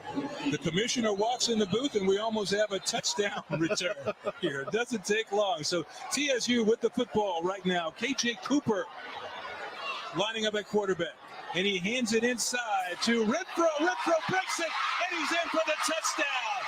And just like that, a one-play drive for the TSU Tigers after that big touchdown. So you brought the action with you, Commissioner. Hey, that's SWAC football. It's supposed to go both ways. Both teams are tremendously improved. I'm liking what I'm seeing out of both Texas Southern and Prairie View, and it's just going to make for a stronger SWAC. Athian Renfro on the touchdown run. That was a no-doubter. I mean, great blocking right there, great execution. And I think that's what I've been seeing in this game incredibly. The execution on both sides of the ball has been absolutely fantastic. And that tells you that the coaching in the offseason, they have done what they want to do today. Well, from a momentum standpoint, Coach Dishman could not have wanted more than that. To come back right after a touchdown, he got a score. Commissioner, stay with us, please. We got to take another timeout here, but we'll be back with more in just a minute. Gatorade has the #1 proven electrolyte blend designed to hydrate better than water. Made to rehydrate, replenish, and refuel, so you can lose more sweat and earn a place in history. Gatorade. Is it in you? We are exactly what you think. we are not at all what you think. We are past, present, and future, all in one. Because the best way to honor our history is to make history. General Motors, honored to sponsor the Southwestern Athletic Conference. The 2025 SWAC football season is almost here, and SWAC TV is set to bring you some of the most anticipated games of the season. Big classics, historic rivalries, and some of the best bands in the land will headline the inaugural slate of 45 football games this fall. Free, live, and on demand on the new and exclusive streaming platform of the Southwestern Athletic Conference. The time is now. SWAC TV is here, building champions for life. That bring campus projects to life with help from the Home Depot Retool Your School grants. With these grants, HBCUs have built innovative learning lounges, revitalized rec areas, and created peaceful wellness spaces, providing students with areas to learn, relax, and thrive. Through their dedication to uplifting their campuses, HBCUs are growing stronger, one grant at a time, one project at a time, one community at a time. Learn more at retoolyourschool.com. Retool Your School. We're powered by click on the 35 for 35 link. Once you do that, we'd love to see your pictures or videos when of you you try Jack donating Link's Doritos on our barbecue social media flavored beef platforms. jerky, you only see At you PVA with more and flavor. Also, I Panthers. rescued your cat. This isn't a cat. Yes, it is. Meet your flavor. SWAC football on SWAC TV is presented by Pepsi, official partner of the Southwestern Athletic Conference, by GM, proud sponsor of the SWAC, by JP Morgan Chase, and by Cricket. Smile, you're on Cricket. Nice touchdown run right there by Texas Southern to tie the ball game up at 14 apiece, as Athian Renfro took it in for the touchdown. As I mentioned before, the commissioner is with us, Dr. Charles McClellan. Let's talk a little bit about SWAC TV, because you have 3 games on the air tonight. Yeah, we started off with Southern at Mississippi Valley State. Broadcast went well. Some few glitches there we had to iron out. Right now on SWAC TV, you have Grambling at Langston. Had some audio problems there with the encoder. We're trying to work through those issues, first night jitters, but hey, shots out the bounce. This one is going well. This was going really well as the Panthers on the return. They go inside, and he's going to be hit. Spins away, still fighting his way. What a return by number 14, Kellen Stewart. We might ought to mention that Grambling game versus Langston, 42-0 in that game, as we go back to the commissioner. And this is something that I know you've been thinking about for a long time. You know, it's become a reality now, but there's been a lot of planning going, and you and I talked about this a long time ago. You've been thinking that this could be a reality. Absolutely. 3 years in the making, had to go through some contractual issues with our other television partners. They have been great in working with us, being able to get games back, 45 games on SWAC TV, our ability now to be able to go out and sell commercial inventory, and now we get an opportunity to dictate what our value is, not someone else, and that's the beauty. Southwestern Athletic Conference, we had 42 million minutes watched last year on our digital platforms. We'll be able to shift all of that over to SWAC TV. That was Chase Bingman on the carry there. Going to pick up about 3 or 4 inside. But it's also now that you've got more eyeballs probably than ever on the SWAC right now. Yeah, absolutely. We've gone national. I can say being on the basketball committee helped some. It gave us that national visibility. Our chairman of the board, Dr. Quentin Ross, he's on the Division I board. He's also on the finance committee. That $1.5 billion he votes on. So we're integrated within the NCAA structure. That credibility is there based upon the wonderful talent we have in presidents and athletic directors. Cameron Peters on the reverse, flips it back to Jeremiah Aaron. He's going to be close to the sticks, maybe marked a little bit short. Looks like he's a yard short there. And I would say, isn't what helps the SWAC too is the way you're competing now. I mean, I think people are able to see, wow, the competition level is a lot different than people who may not have paid attention. Now they get to see and say, oh man, look at this. Yeah, absolutely. You have dynamic leaders like Vice President Ashley Robinson at Jackson State that takes the bull by his horn. He's on the rules committee for the NCAA, right? So when you start having those types of smart individuals, Jason Cable, he's on the overall board that does all of the approving of everything that goes through the NCAA before it gets to the D1 board. So when you have those smart individuals that are invested, and when you have the large crowds, 48 now of the last 49 years FCS we've led in attendance, 42 million minutes watched. Eyeballs are on us nationally, recognized. The Southwestern Athletic Conference, we're taking off. It doesn't allow your alumni to be more involved. I think that's what I've seen, is that alumni feels more part back in, right? They can buy back in because they get to see. Absolutely, and this is one of the easiest ways in order for you to give back to your institutions. The more people that watch SWAC TV, the more commercials we can sell. All of that revenue goes back to the schools, and that's the beauty of SWAC TV. Again, we looked at what the SEC did early on, talked to Commissioner Sankey a little bit, talked to Keith Gill, the commissioner of the Sun Belt, kind of merged what they did, and we put this package together along with our ESPN partner and Alameda. You're going to be able to see every SWAC football game. I think it's 72 this year that you're going to be able to see on national TV, prime time, high definition. That's what SWAC is all about, and I'm very excited. Well, we're excited to be a part of it. I can tell you, I know I am. And that's great to show up the product nationwide. Panthers now with the ball, picked up a couple of first downs. Second down here, 2nd and 10 for Peters. He's going to keep it again. Peters is going to be close to the sticks again. Again, about a yard short. But Prairie View A&M doing a good job of mixing in the run and the pass in this one. And let's talk a little bit about it, because not on SWAC TV, we're going to carry this into basketball season also. We're going to carry it into basketball. We're going to carry it in baseball. We're going to have track. So there are some 2,200 athletic events, and we're going to give everybody an opportunity to shine on SWAC TV. That's Rodney Ojo making the catch from Peters, and it's another first down for the Panthers. And also, you look at the coaches, and, you know, I know it started way back with Deion Sanders a few years ago, but now you have at Alabama State, you have Eddie Robinson. You know, you have Chris Dishman over here at Texas Southern. And not that these jobs weren't sought after before, but they're really sought after now. Yeah, and, you know, the new addition, Sam Shade at Alabama A&M. You know, this is a league where now you can come and you can grow. We used to be known as a league that you come and you kind of stay. You still want them to stay, but if you want to go up to FBS, if you want to go to pro, that opportunity to see KJ Black last night at the gala, played quarterback for Prairie View, coach with Willie Simmons, moved there, with Frazier, then Willie Simmons at FAMU. Now he's with the Atlanta Falcons, right?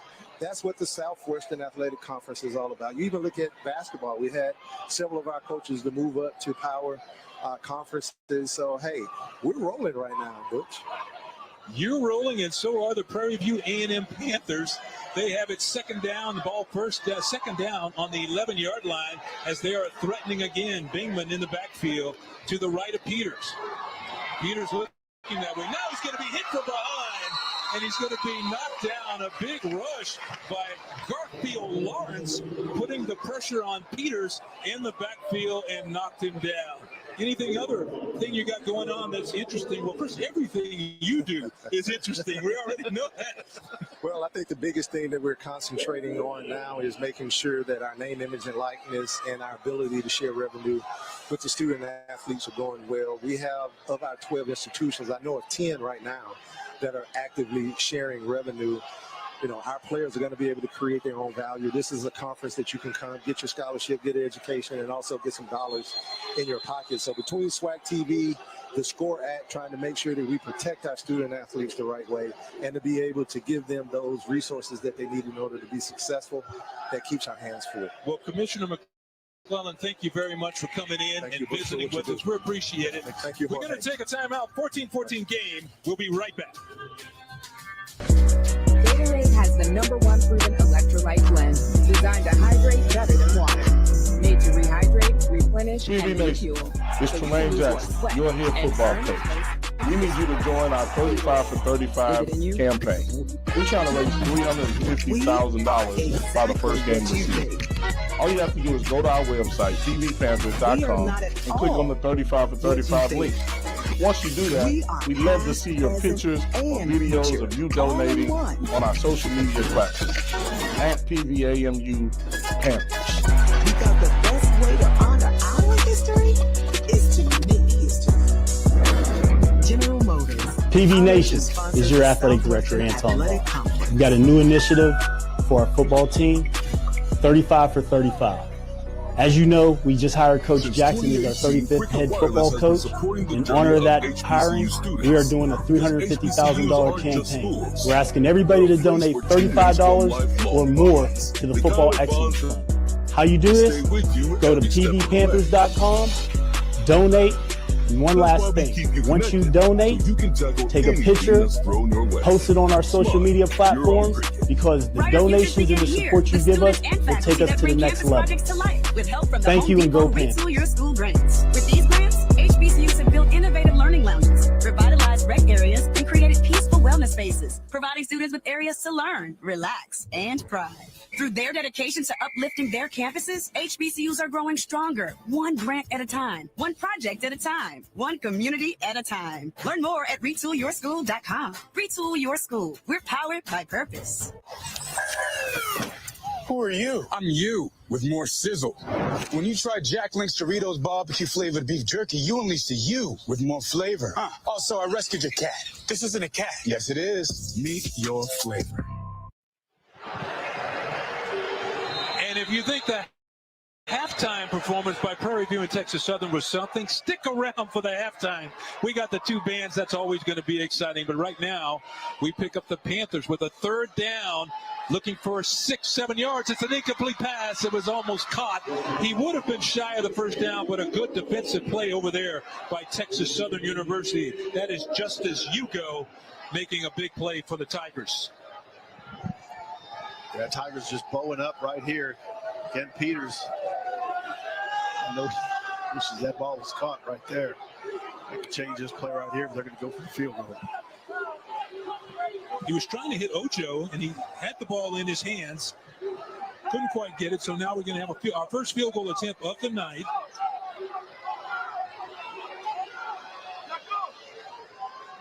$27-yard attempt is on the way, and it's no good.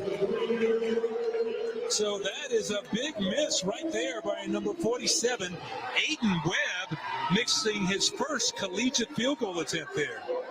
The freshman. It was close, to be honest with you. As it was going up, I thought, okay, he got that. And nope, just kept sailing. I'm sure that young man had a few jitters out there for that kick. They sure did, I'll tell you. But Tigers defense, credit them, because honestly, the Panthers offense was very fluid marching down that field towards changing this game here. And you see Coach Jackson there. Let's talk a little bit about Coach Dishman. We haven't had a chance to talk much about Coach Chris Dishman in his second season at Texas Southern University. Did a great job. He opened with a bang with a big win over Prairie View A&M in the Labor Day Classic last year. And now his team has the football, and they're going to work. That is Renfro on the carry. He's going to be caught and dropped for a loss on the play. Yeah, when I think of there is a flag down. Yeah, when I think of Coach Dishman, though, it's intensity. I mean, just from his look, from his stature, his appearance, he's just, Personal foul, face mask, number 4. It's a 15-yard penalty, first down. Traver Randall guilty of the face mask. That's a tough one. But back to Dishman a little bit. But let's look at this replay here real quick. Let's see what we see here. Yeah, he's holding the jersey. There's no face mask at all right there. I guess you could call it a horse collar, but I don't think that's a traditional horse collar either. He didn't have his hand inside there, so that's a good one for the Tigers to get that call on that play. Charlo motioning. Now he's set. Cooper hands to Renfro. Renfro breaks the tackle, and he stumbles out to the 40-yard line, but he was that close to breaking that one and taking it to the house. And it was the hit that just turned his body enough where he didn't have the balance he needed, because it did. That turned him a lot. And again, I'll tell you, you got to have some strong knees when your body lands like that, and it wasn't meant to go that way. So he turned his trajectory a bunch right there. So second down coming up for the TSU Tigers. We're in a 14-14 game if you're just joining us. 3:44 to go here in the second quarter. We were like an hour and a half late. We had a weather delay. And then now on second down, Cooper looking to throw it. Under pressure, fires a strike, and it's incomplete. It goes off the hands of Leary. He almost pulled that one in for a great catch right there. That would have been a big pickup for the Tigers. Yeah, Cameron DeMayo was breathing down his neck as he was coming at him, and he caught that ball. Watch. That ball gets there, and there comes a hammer right about there. He could smell him coming, and he hits him as he tries to get back on that ball, but couldn't quite corral it in.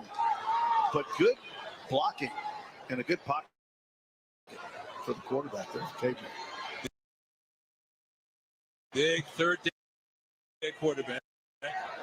We mentioned last year he led the Tigers as we have a timeout called by Texas Southern. He led TSU to that victory over Prairie View in the Labor Day Classic last year. His first game starting, and then he got injured. And unfortunately for him and the Tigers, he missed the rest of the season. Reed defense. He's and Reed defense. That time off, you get to sit with your coaches, and certainly he got time to sit with Coach Dishman and pick his brain. Dishman was such a great cornerback in the NFL. You don't think he can sit there and talk to a quarterback and let him know the tricks he does and what he's looking for and the kind of demeanor he's looking for out of a quarterback. Because just like I said, you just watch him right there. It's a quiet intensity he has about it. He's in his second season, and we mentioned he won the Labor Day Classic last year. Of course, he's finished the year out, you told me this, with 2 straight wins. Mm-hmm. Yeah, no, and what kind of momentum you have going into the next year. Confidence is not something the man lacks at all, and it breeds amongst his team. That's the culture he breeds inside of that team. 3rd and 5. Pass comes out. It is complete.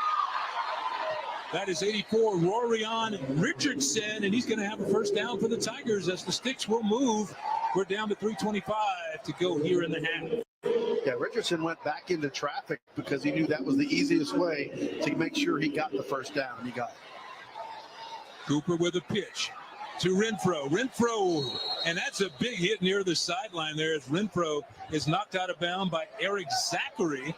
But that was a smack on both parts. I don't know who got the worst of that hit. Yeah, I'll tell you, Zachary stands strong. He only says right here he's only 170 pounds. That was more like a 210-pound hit. Because neither one of them moved. That was a rock hitting rock. Yeah, Chris Dishman has done a great job. The Tigers finished last year at 5-6, and they lost their starting quarterback in the first game. So that could have been a completely different outcome. 2nd down now for TSU. Renfro again, and he's caught and dropped in the backfield. 92, Malik Mason, and that's a young man we're going to talk about. There is a flag down. Mason made a great play right there. I think you're going to see holding on number 77 for the TSU Tigers. He basically tackled Starling. And Starling was coming in on the blitz. Ivan Daniels.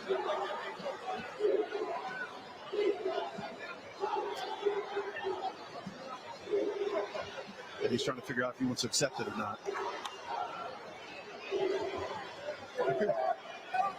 Holding. Offense. That's a 10-yard penalty. It's the 2nd down.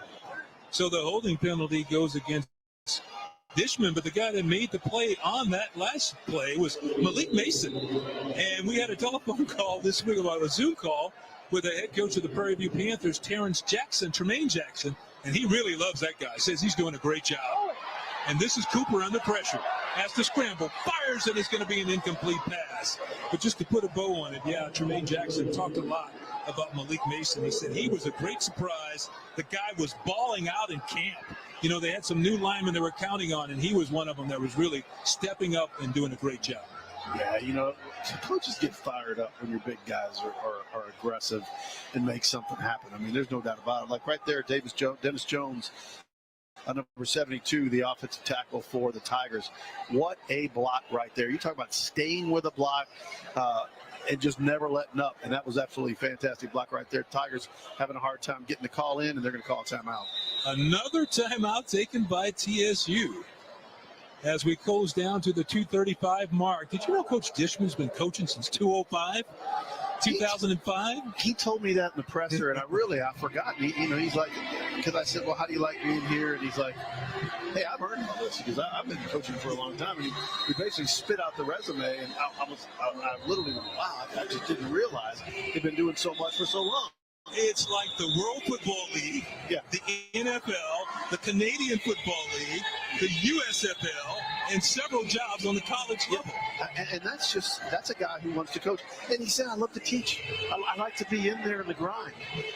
And you know what I told him? I said, look, as a player, I love watching you because you grinded. That's what he was. And he was such a big, tall cornerback. He was like the first of his kind. You know, that now you got some big cornerbacks, and even none as big as him, but he could certainly play. Oh, that's funny. She's doing her makeup from her phone right there. That's taking care of your lady. It is.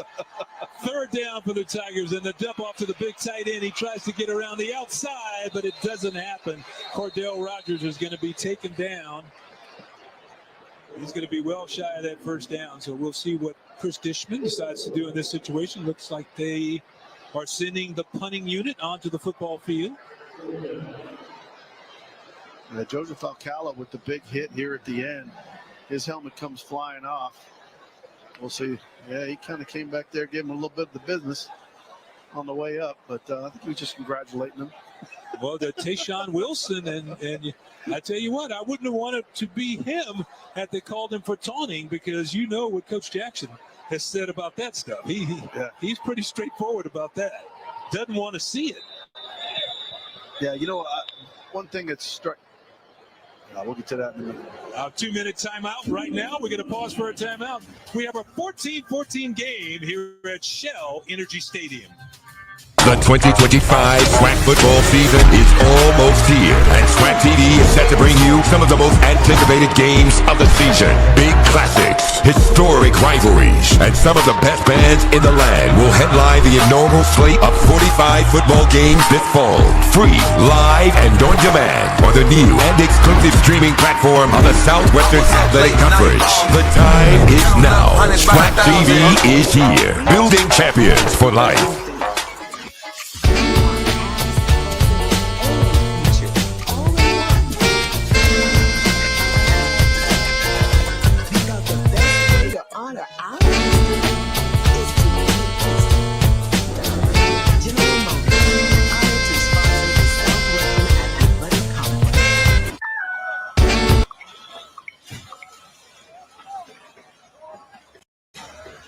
Since 2018, Cricket Wireless has been supporting the journey of HBCU students, because HBCUs aren't just schools.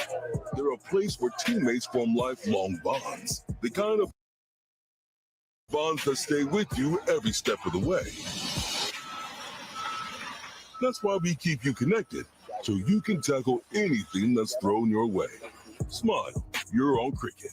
Brighter futures begin here with students and faculty that bring campus projects to life with help from the Home Depot Retool Your School grants. With these grants, HBCUs have built innovative learning lounges, revitalized rec areas, and created peaceful wellness spaces, providing students with areas to learn, relax, and pride. Through their dedication to uplifting their campuses, HBCUs are one community at a time. Learn more at retoolyourschool.com. Retool Your School. We're powered by purpose. Who are you? I'm you, with more sizzle. When you try Jack Link's Doritos barbecue flavored beef jerky, you only see you with more flavor. Also, I rescued your cat. This is the cat.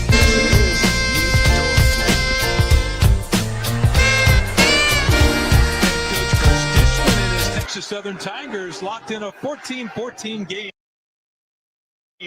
with Prairie View A&M in the annual Labor Day Classic. You know, we had a pretty good game last year, and so far tonight, man, you can't complain. You know, we got delayed for an hour and a half. Nobody likes that. No. But it did not affect these guys coming out and playing hard tonight. 100%. It's the execution level on both sides of the ball has been absolutely fantastic. So the Tigers will punt it away, and a little pressure on the punter as Ramirez hits it deep, and it's going to be good coverage by the TSU Tigers. They did a great job of getting down there to get Jeremy Aaron and take him to the turf. I will tell you this, Jeremy Aaron is a strong man to be able to take that ball and survive. Just to catch that ball, you got to have some courage is how I look at it. You got a minute and 49 seconds to go here in the half. How do you approach this drive, Coach? I think the first thing you do is you just be methodical about it. You take some short shots, see if you get something rolling. The thing about the offense, when it's been moving at a nice little clip. You know, you get first downs, the clock stops on you, so don't freak out right now. I think you just run your plays, try to get your first down, see where you are in the first 4 or 5 plays, and then you know what you're doing. Peters with an empty backfield, looking to throw the football. Fires, has a man open in the seam, and it's caught again by Rockwell. And what a first half. He's having a big gain and a first down for the Panthers. I meant to say you throw it to Rockwell on the very first play on the seam route, and that's how you get back into things real quick. Josiah Rockwell, and now the Tigers have the ball over midfield. Stepping up in the pocket is Peters. The Panthers have the ball over midfield. Peters was under pressure. He threw it, threw it away, and it's an incomplete pass. That was actually really smart about throwing it to the feet of your running back there. Just stopping the play. That way you don't have to worry about the clock going. Reset yourself up on second down. But Rockwell has had an amazing, amazing first half. You know, we touched on it before, but what a great first half Christopher Buckner has had calling plays for the Panthers. He's done a good job of getting the football to his playmakers. Like I said earlier, it was fluid. I mean, the offense has been real fluid, not predictable, and the execution level has been fantastic. Panthers go back to the run. That's going to be a gain of 5, maybe 6 yards inside by Bingman. Chase Bingman on the carry. He's the redshirt freshman from Terrell, Texas. Dynamic player. Everybody that talks to him, you know he's the guy they circle on the scouting report. Keep your eye on number 20 because he can break it. Third down now for the Panthers and Peters. Pocket collapses, and it's an incomplete pass, but great pressure on the play by Juice Thompson. Got back there to put the heat on the quarterback, DeMarcus Thompson. He brought more than the juice on this one. Watch him go. Great move on that offensive lineman, and then just goes right in his face. Yeah, Jason Patterson also in the backfield with them. Tigers just coming up with some great pressure on that third down play. And now you can see Coach Jackson thinking about it with 1:05 to go as he calls Peters over to the sideline. Yeah, I don't think the Tigers have any timeouts left, so they got to let this thing just roll out. Although the clock stopped, so it's not really helping them run down to 0 here. Well, it's an interesting decision because you're faced with a 4th and 5, maybe 6 yards to go for the first down there. Well, you don't want to give the Tigers any type of field position, I think, here. I think that's if you don't make it, you give the Tigers all of a sudden they've got a minute and 5 to come up with a big play and score. So I think here the smart move. I think this is the smart move. You go ahead and punt. Now again, your punt team better bring it because we also know that Leary has got some steam on his return. Adam Atwell to kick it away. No pressure this time. Gets it high. Fair catch called for and made right at the 10-yard line by Leary. So that is where the TSU Tigers will start. They will take over possession with 59 seconds to go. So I'm going to take that same question I asked you and just reverse it for the TSU Tigers. How aggressive will Chris Dishman be with 59 seconds to go into this game? Yeah, I think they're going to run something real safe and simple. See if they can break something, probably a runoff tackle, maybe something wide. I don't think they're going to take any risks in the air. Our producer Brian Duvall just said he saw him take off the headset, so that's a sign that they aren't going to try to do too much. If Chris took off the headsets, and he's waiting. You can see they're in the victory formation there. It takes a knee to run the clock. So you know the command was given. Let's take a knee. Let's go. And so we're going to head to the half in a 14-14 ball game. Yeah, don't take 2 knees and then call it a day. I don't know about you, but I am somewhat surprised at how well this first half has gone, considering we had the delay and how long it took. Well, in first game of the season, right? I mean, you got both teams with over 40 new players in their programs. To watch how they both come together so well and played so well. I've mentioned it at least a ton of times on the execution level on both sides of the offense. Offense usually takes a while to get the execution level up. And again, they have been all over it. So it has been really special to watch both teams play. And then again, defensively, even though the offense has had some success, I still think both defenses have played. You haven't seen major collapses in what's going on, Coach. Coach Chris Dishman in his second season with Texas Southern University as he tries to get his team into the locker room at halftime. It's interesting, they kind of have to delay it a little bit because you can't have both teams kind of squeeze through that tunnel at the same time. Well, I think it's smart. I think you let the visitors go in, you let them, then you take your team in. There's no need for any kind of, you can just create animosity. There's no need to do that. You put your team together and you go in as a team, as a unit, you let the visitors go in, and then you go in yourselves. And there you see right on the back of the vest there, that is Tremaine Jackson. What does it say on the back of that dress? The vest. D-O-G. And he wants that dog mentality. He talks a lot about that. I'm surprised it's not the D-O-double-G. the big dog. I tell you, I enjoyed our conversation with him. He's a dynamic individual. He's old school coach, and he's about his business. Be about it is what they're about, what he teaches his players. And I like the fact he says stuff like, hey, I'm going to make sure I'm not, it may not be fair as you think, but I'm just, right? I will take care and be just in how I treat every player. I like that. Let's head to break. We have a 14-14 game here at Shell Energy Stadium, but don't forget, you got to come back at halftime. The Battle of the Bands, it is always entertaining to watch. We'll be right back.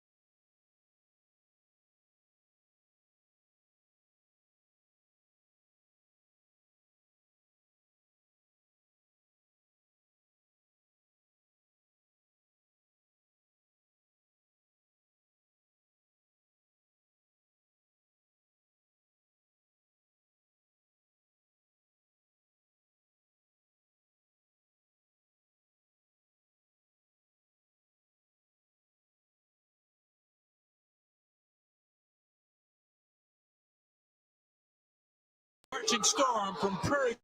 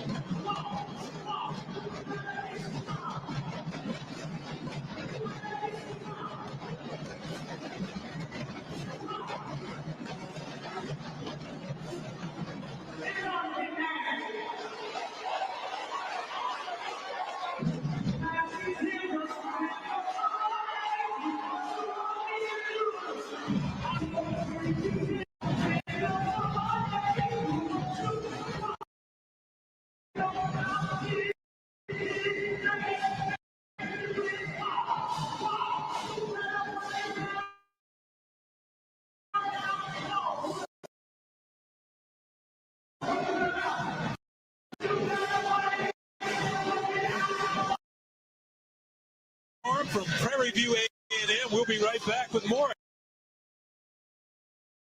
It's a 14-14 game. We'll be right back. Hey, grab me one too.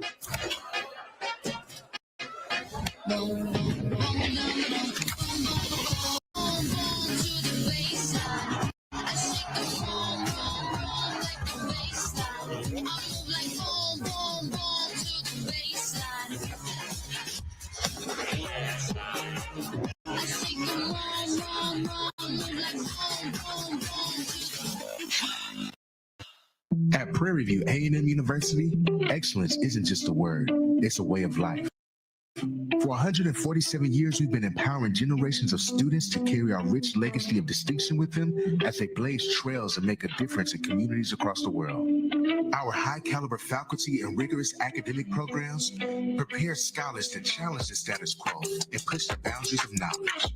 Pioneers emerge here, and change makers are bred here. Excellence lives here. We are exactly what you think.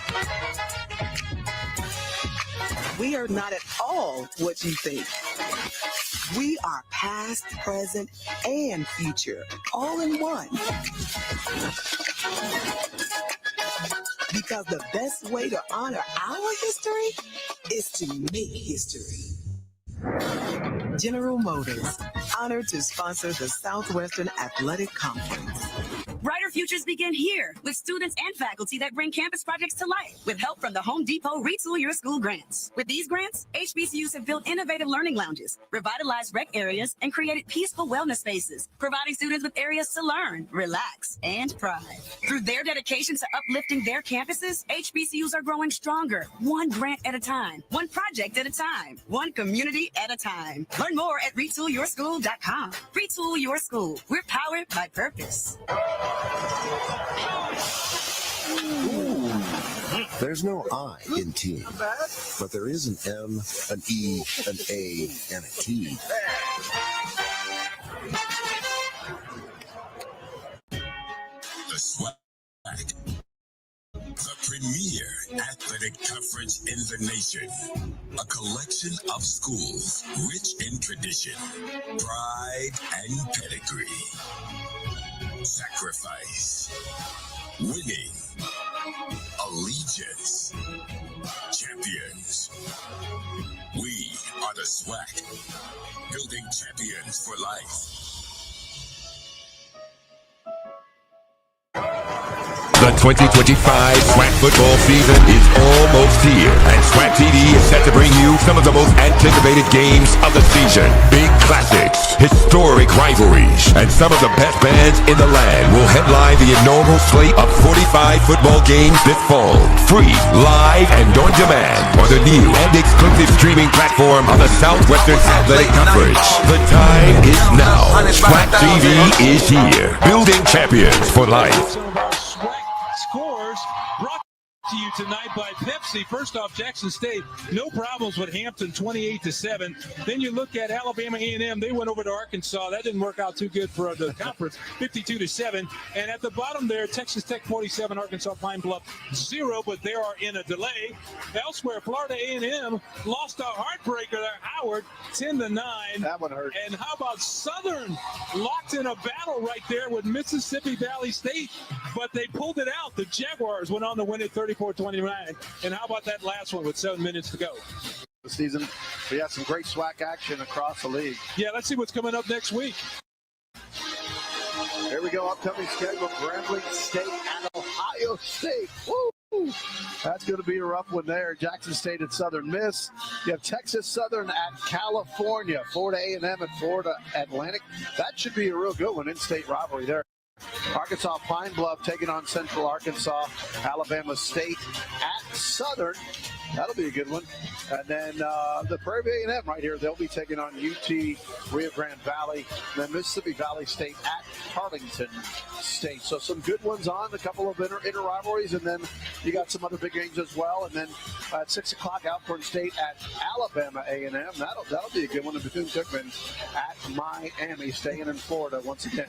The upcoming schedule brought to you by Pepsi. And then the news and notes, the Andrew Roberts segment brought to you by GM. SWAC announces the 2025 preseason volleyball honors. That's always impressive to see. And how about this? The SWAC also announced the creation of SWAC TV. That's what we're streaming live on tonight. How about that right there? SWAC TV, an executive streaming platform that will deliver user league athletics content across all 18 conferences, sponsored by sports. And that allows all the alumni we talked about that you're able to you're able to be part of your conference. Coming up next, the Ocean of Stole. So stick around. We'll be right back.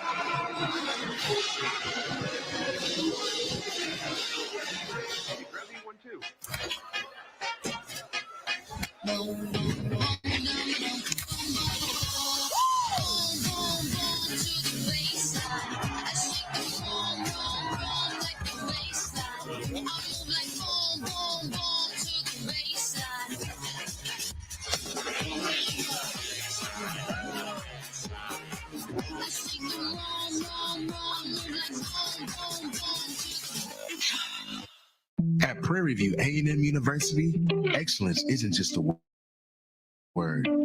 It's a way of life.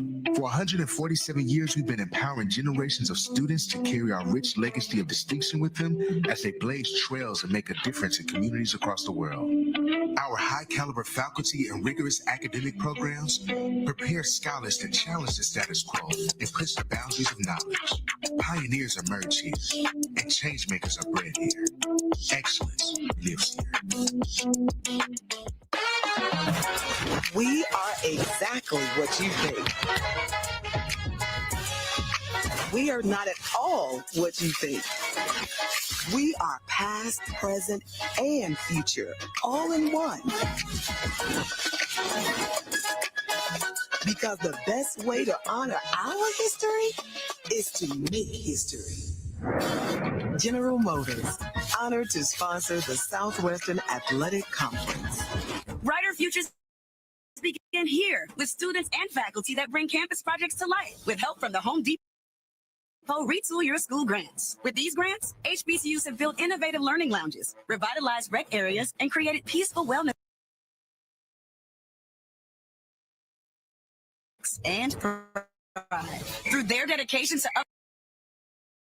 one project at a time, one community at a time. Learn Retool Your School. We're Powered by Perfect. There's no I in team, but there is an M, an E, an A, and a T.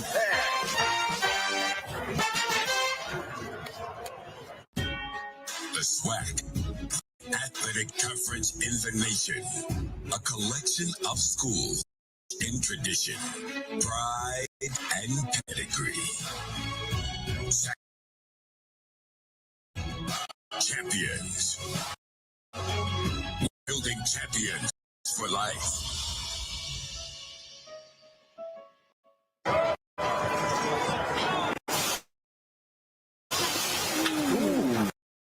No I in team, but there is an M, an E, an A, E.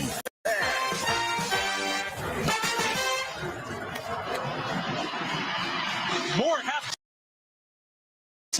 time. The ocean of We got a tiger and a panther on the field? No! Y'all know how it go down. Anytime you got a tiger and a panther, it's going down. If you love being a Texas Southern University Tiger, let me hear you scream! They think it's all peaceful, y'all. Come on, PB. It's all Texas love. We all on the same page. Look at it. Come on, y'all. Look at it. Camaraderie. Yeah! None of that. We ain't friends. We ain't partners. Hey, y'all see PB got a full moon out tonight. Everybody want to talk about the band. They want to talk about Texas Southern University. What I need them to understand is, all we know, everything's going to be all right. People keep talking. They can say what they like. But I got a big question. Man, who here want to go to PV? No one at all. You never want to be a tiny and like let me say, no one, no one, no one. Give it up. Come on, TFU Tigers. Yeah, y'all give them small numbers over there. TFU 29, where you at?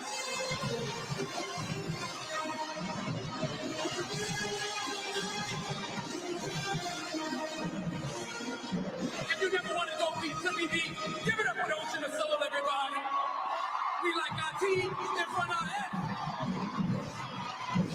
The service under the direction of Mr. Brandon Simmons, Associate Director of Bands, Dr. Bob Coliseum, Assistant Director Mr. Clinton Hudson, and Mr. Antonio Alexander Support. We'll be right back with the second half kickoff in just a minute.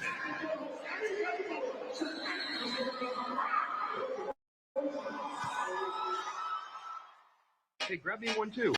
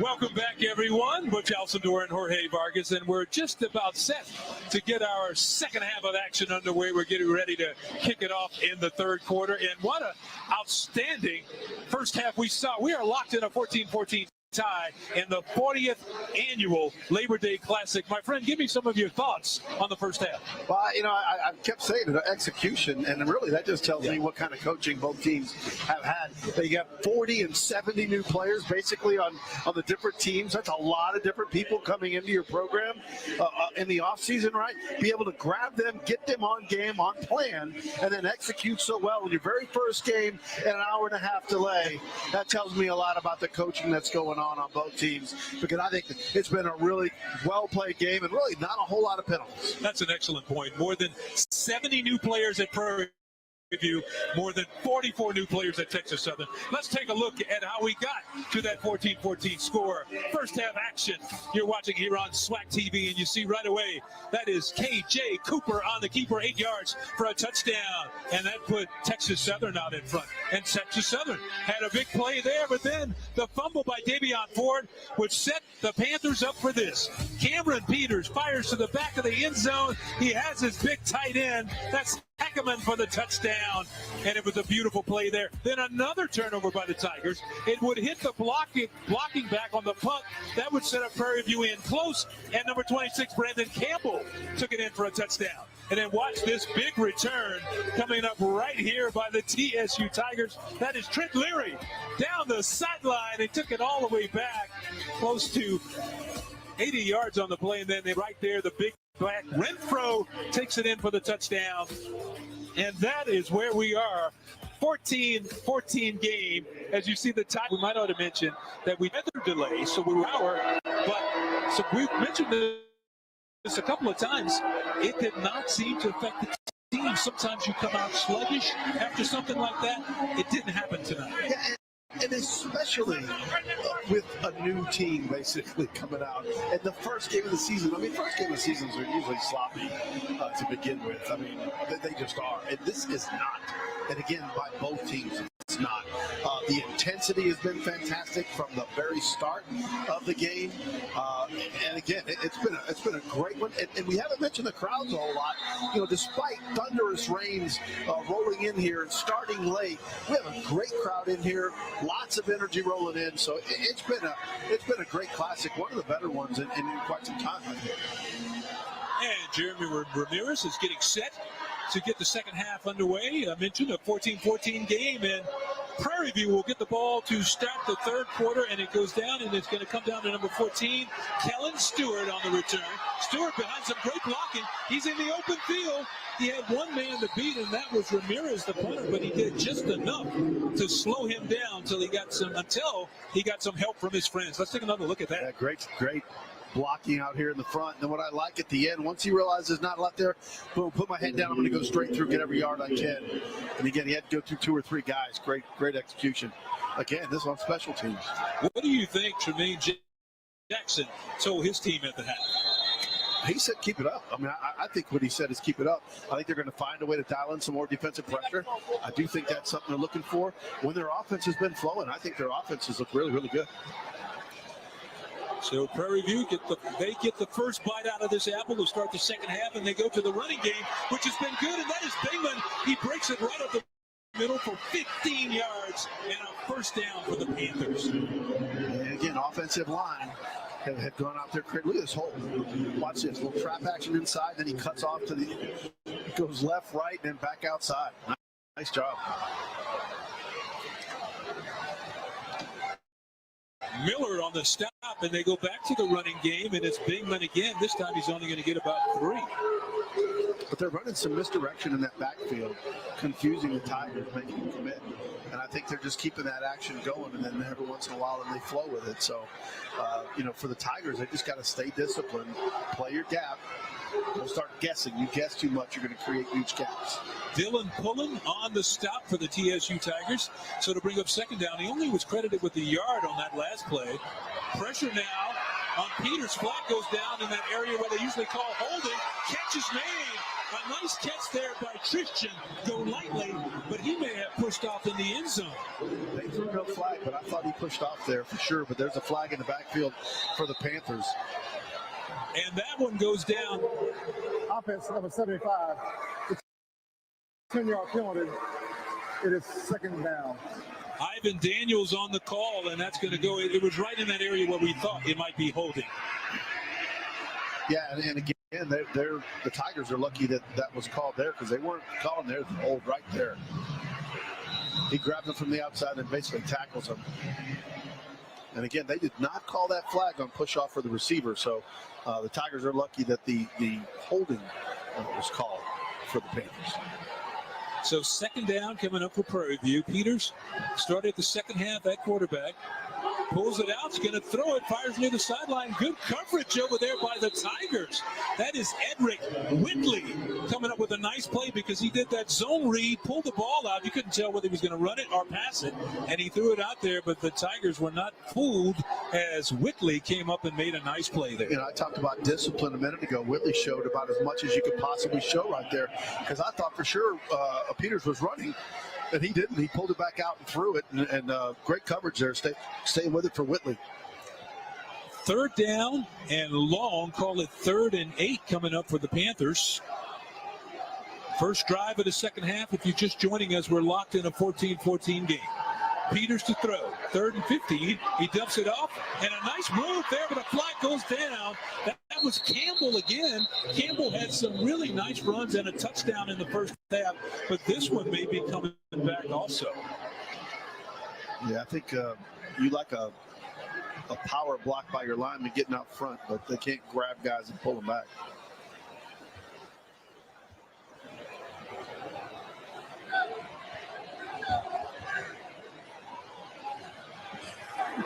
Holding. Offense number 74. That penalty is declined. 4. Ty Brown called for the hold. Well, it won't cost them, but they didn't get a first down there, so I will tell you this, 74 was arguing that it wasn't me, but it really don't matter at this point. There's number 5. Yeah, 5's got the block in the back. 74, he just did a great block, actually. Well, you're telling me there were multiple holdings on the play, so they had their pick. And Coach Jackson doesn't like it. You see him shaking his head right there. Yeah, he's like, that was a great block. What are you talking about?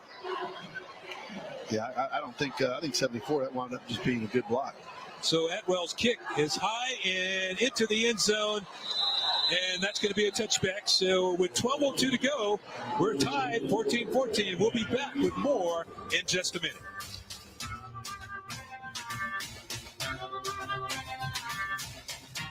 Hey, grab me 1, 2.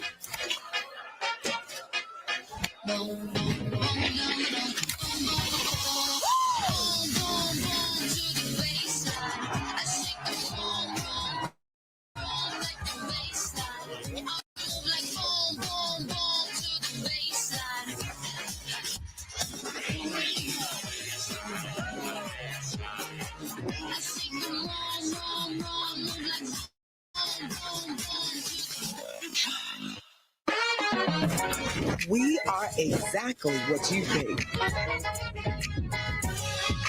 We are not at all what you think. We are past, present, and future, all in one. Because the best way to honor our history is to make history. General Motors, honored to sponsor the Southwestern Athletic Conference. The 2025 SWAC football season is almost here, and SWAC TV is set to bring you some of the most anticipated games of the season. Big classics, historic rivalries, and some of the best bands in the land will headline the inaugural slate of 45 football games this fall. Free, live, and on demand on the new and exclusive streaming platform of the Southwestern Athletic Conference. The time is now. SWAC TV is here, building champions for life. Innovation, diversity, and progress. At TSU, excellence meets opportunity. From Third Ward to the world, we are TSU proud.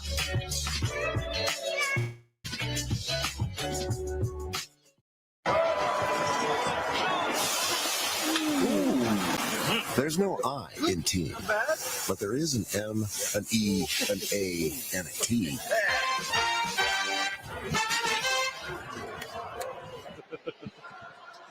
Welcome back, everyone. That is TSU head coach Chris Dishman on the sideline as his team gets to go on offense for the first time in a 14-14 game. KJ Cooper at quarterback turns and he hands, and a couple of yards inside right there by Renfro as he takes it up the middle. And once again, we're joined by a special guest in the booth. A lot of you TSU fans will recognize this guy. His name is Mr. Don Norcease. Let me look right there. Say hi to Mom and everybody else there. Hey, what's going on? He went in the TSU Hall of Fame last year, yeah. But you also had your number retired here. You're in the Canadian Football Hall of Fame. Right. You're in the Texas Southern Hall of Fame. So we'll get on him, man. Get some of that Texas Southern Hall of Fame. Put some respect on my name, man. That's right, man. Give me some of that. Oh, so Tigers on 2nd and 8. KJ Cooper looking deep, some contact, and there is a flag down behind the play.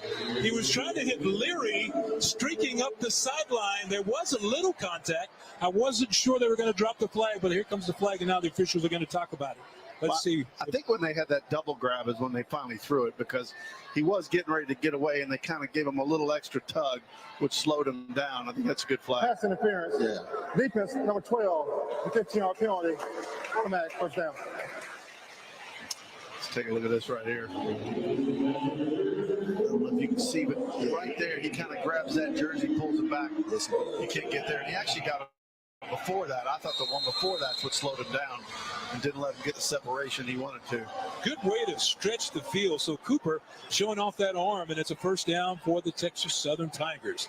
So 1st and 10, ball at the 36. He gives it Renfro again, and Renfro with some tough running inside picks up about 6. Don, tell me about this Labor Day Classic. Was it called the Labor Day Classic during your day? Yes, it was. Okay. So just what this rivalry is like. Oh man, it was unbelievable, dog. And this is the game you want to win.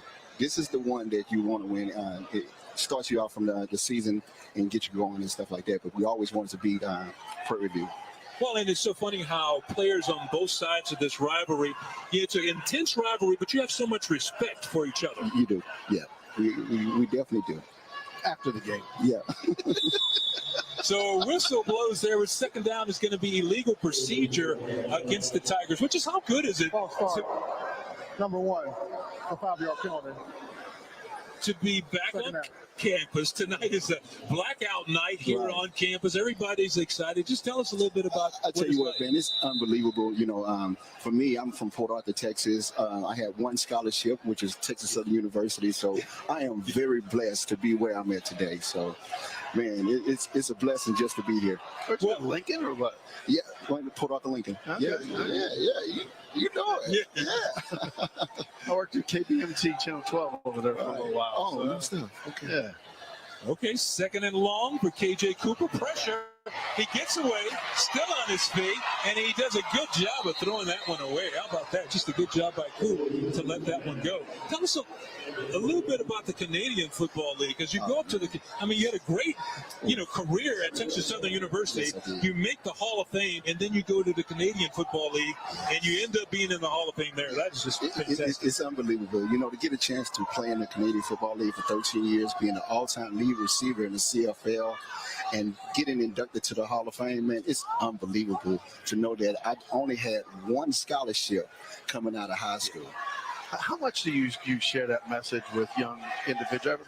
Every young individual thinks they're a D1 and they're this, that, and the other, and it's got to happen this for success. There's so much more ways to gain success.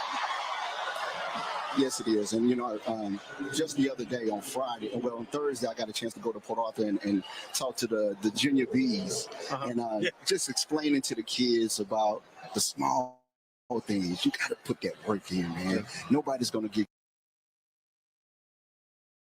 you anything. It's about the small things. You got to put that work in. And so that's what I try to instill in these kids, because you're already at the bottom. We talked about it before. Prairie View has 70 new players on their squad. Chris Dishman brought in 44 new players. Hall of Fame juice in the booth. thank you for coming by, man. I appreciate y'all, dog. Contact on the play. Ball is out, but that may be an illegal contact penalty. We'll see what they call there. But, Don, thank you very much for coming by, man. Appreciate it. Thank you. We'll see what the flag is. Work it all out here. That's going to be a hard one to decipher through there because I honestly think the timing of it. Yeah, it was kind of. Yeah, but you know what? I think it was a good hit. I think he touched it and went out, so it should be Prairie View ball where it went out of bounds because they had the right to the ball. Play. 12 men on the field on the defense during the play. Personal foul, kick, catch, interference on the offense. Those penalties offset. Free play, 4th down. Yeah. So they're going to go ahead and punt the football again. And we'll see what happens. As I said before, that was our referee, Ivan Daniels, his crew tonight, Javon Russell, Cedric McKeithen, Jason Dush, Quincy Culberson, Robert Keys, Jared Vienna, Justin Perner, Clement Hall, and Kathleen Robinson there on the sideline, watching the down be repeated there.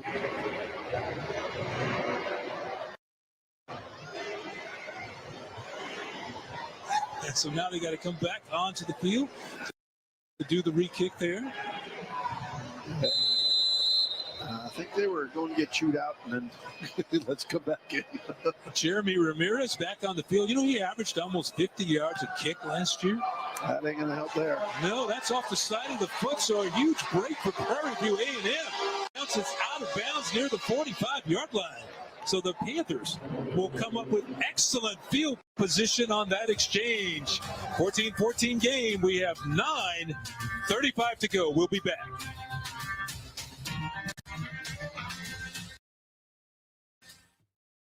Hey, grab me one too.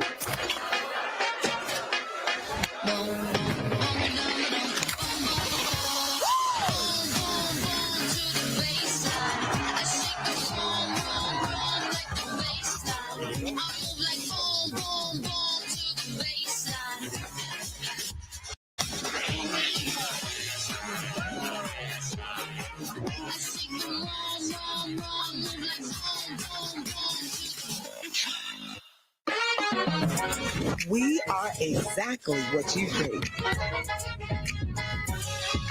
We are not at all what you think. We are past, present, and future, all in one. Because the best way to honor our history is to make history. General Motors, honored to sponsor the Southwestern Athletic Conference. Ooh. There's no I in team, but there is an M, an E, an A, and a T. The 2025 SWAC football season is almost here, and SWAC TV is set to bring you some of the most anticipated games of the season. Big classics, historic rivalries, and some of the best bands in the land will headline the inaugural slate of 45 football games this fall. Free, live, and on demand on the new and exclusive streaming platform of the Southwestern Athletic Conference. The time is now. SWAC TV is here, building champions for life.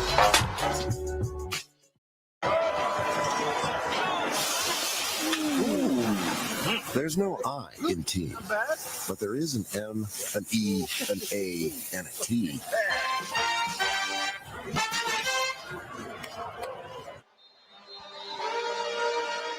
As you're watching some of the TSU fans, Texas Southern fans on hand here at Shell Energy Stadium, we have 9:35 to go in the third quarter, and it is a 14-14 game.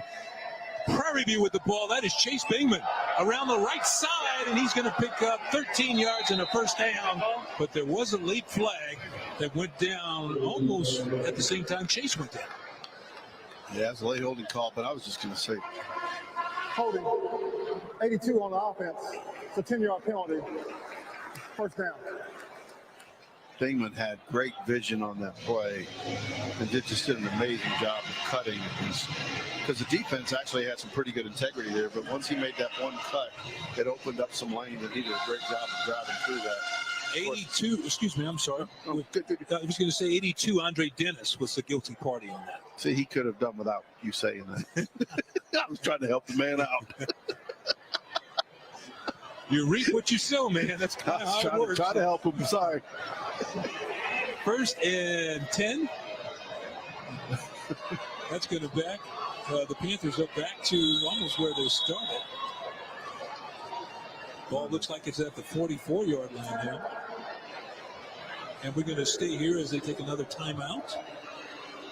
I was going to say, here's the one thing we haven't talked about, right? So it's 10:40 at night, so it's obviously later than most of their games run. So with the lateness of the game now, do you start to see some sloppiness? Do you see some guys that lose the intensity? It'll be interesting to see what team is able to keep the execution level up and the intensity in the game. And I do believe, both coaches have kind of addressed that, especially, Prairie View A&M talked about keeping the level of enthusiasm. They talked about that. I don't think the game has changed that much. I don't think these guys are going to be in bed by midnight. Hey, I don't think they're going to be in bed. Hey, they're concentrating on something else. I'm not saying they're too tired and want to go to bed, but I am saying that will it get sloppy just to the length of the time they've been here at the stadium. I don't think these guys go to bed at 9 o'clock. Peters on the keeper, runs up the middle, cuts it back inside. He's going to make it to midfield. Going to make it a manageable situation on 2nd down. You're like, Jorge, do you remember college? I was just thinking back to some of those curfew situations. You had problems getting them to sleep, not keeping them up. I just mean the amount of time they've been at the stadium trying to concentrate on game day, keep that going, keep that intensity, football intensity anyway. 2nd down for the Panthers. Cam Peters, the quarterback.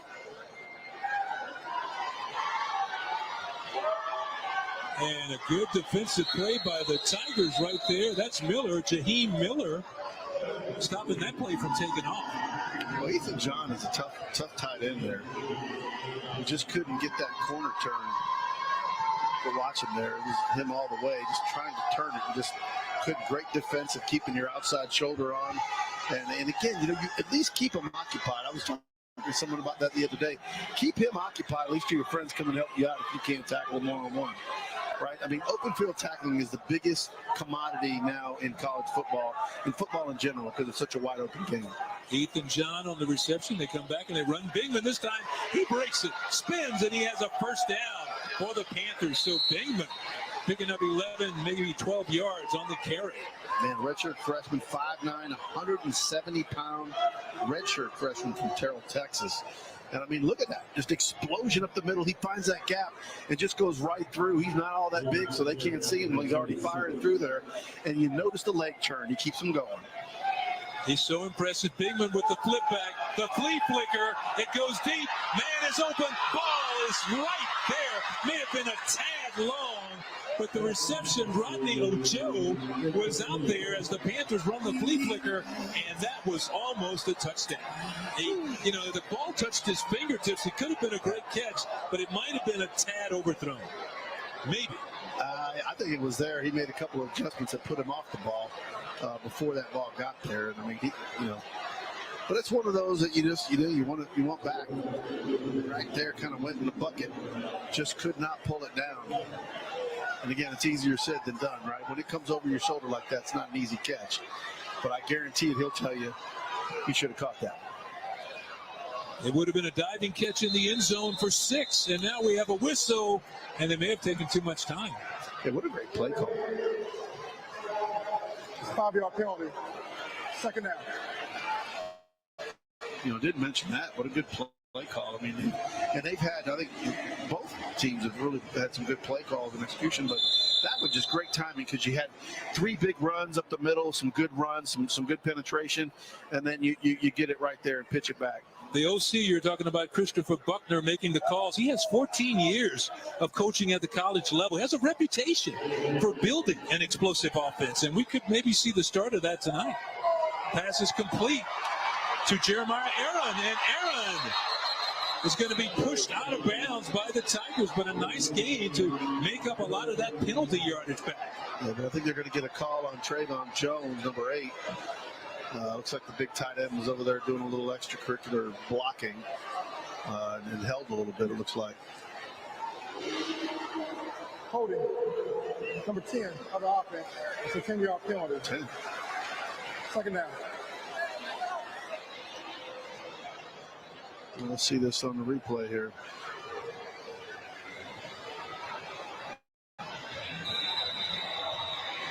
Well, you said number 10. I think he meant number 8. Yeah, he meant number 8 because 10 had caught the ball. So I was totally confused there on that one, but it was number 8.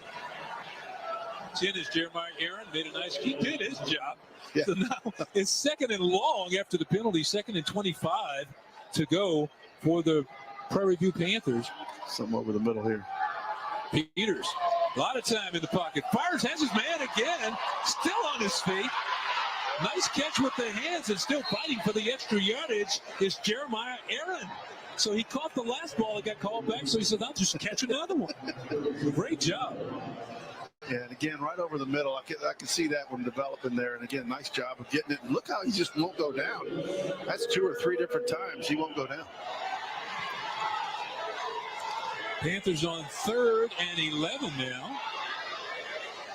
So he got a big chunk of that penalty yardage back. The middle on that crossing route has been open tonight for Prairie View. Yeah, and that was like just a flat coming across. Watch him do an angle there. So Peters looking to dump it off. He does to Bingman. Oh, and a great defensive play in the backfield. What a play right there by the TSU Tigers. That was Kedrick Britford on the stop, and what a big stop it was. Oh, my word. That is how you coach tackling right there. Going through your blocker, your receiver, through the tackler. Through the block and the running back. Fantastic. So 4th down, and the Panthers are going to go. Peters dancing around in the pocket, rolling out to his right. Flags go down. Peters slipped as he threw the ball, and it's intercepted by the Tigers on the 1-yard line. Number 48, Joel Williams comes away with the pick, but we have a flag down back near the quarterback, and he slipped as he threw it, and it was picked off downfield. It'll be interesting what they do here. It looks like it was against the Panthers. And then the Tigers will get the ball for 1.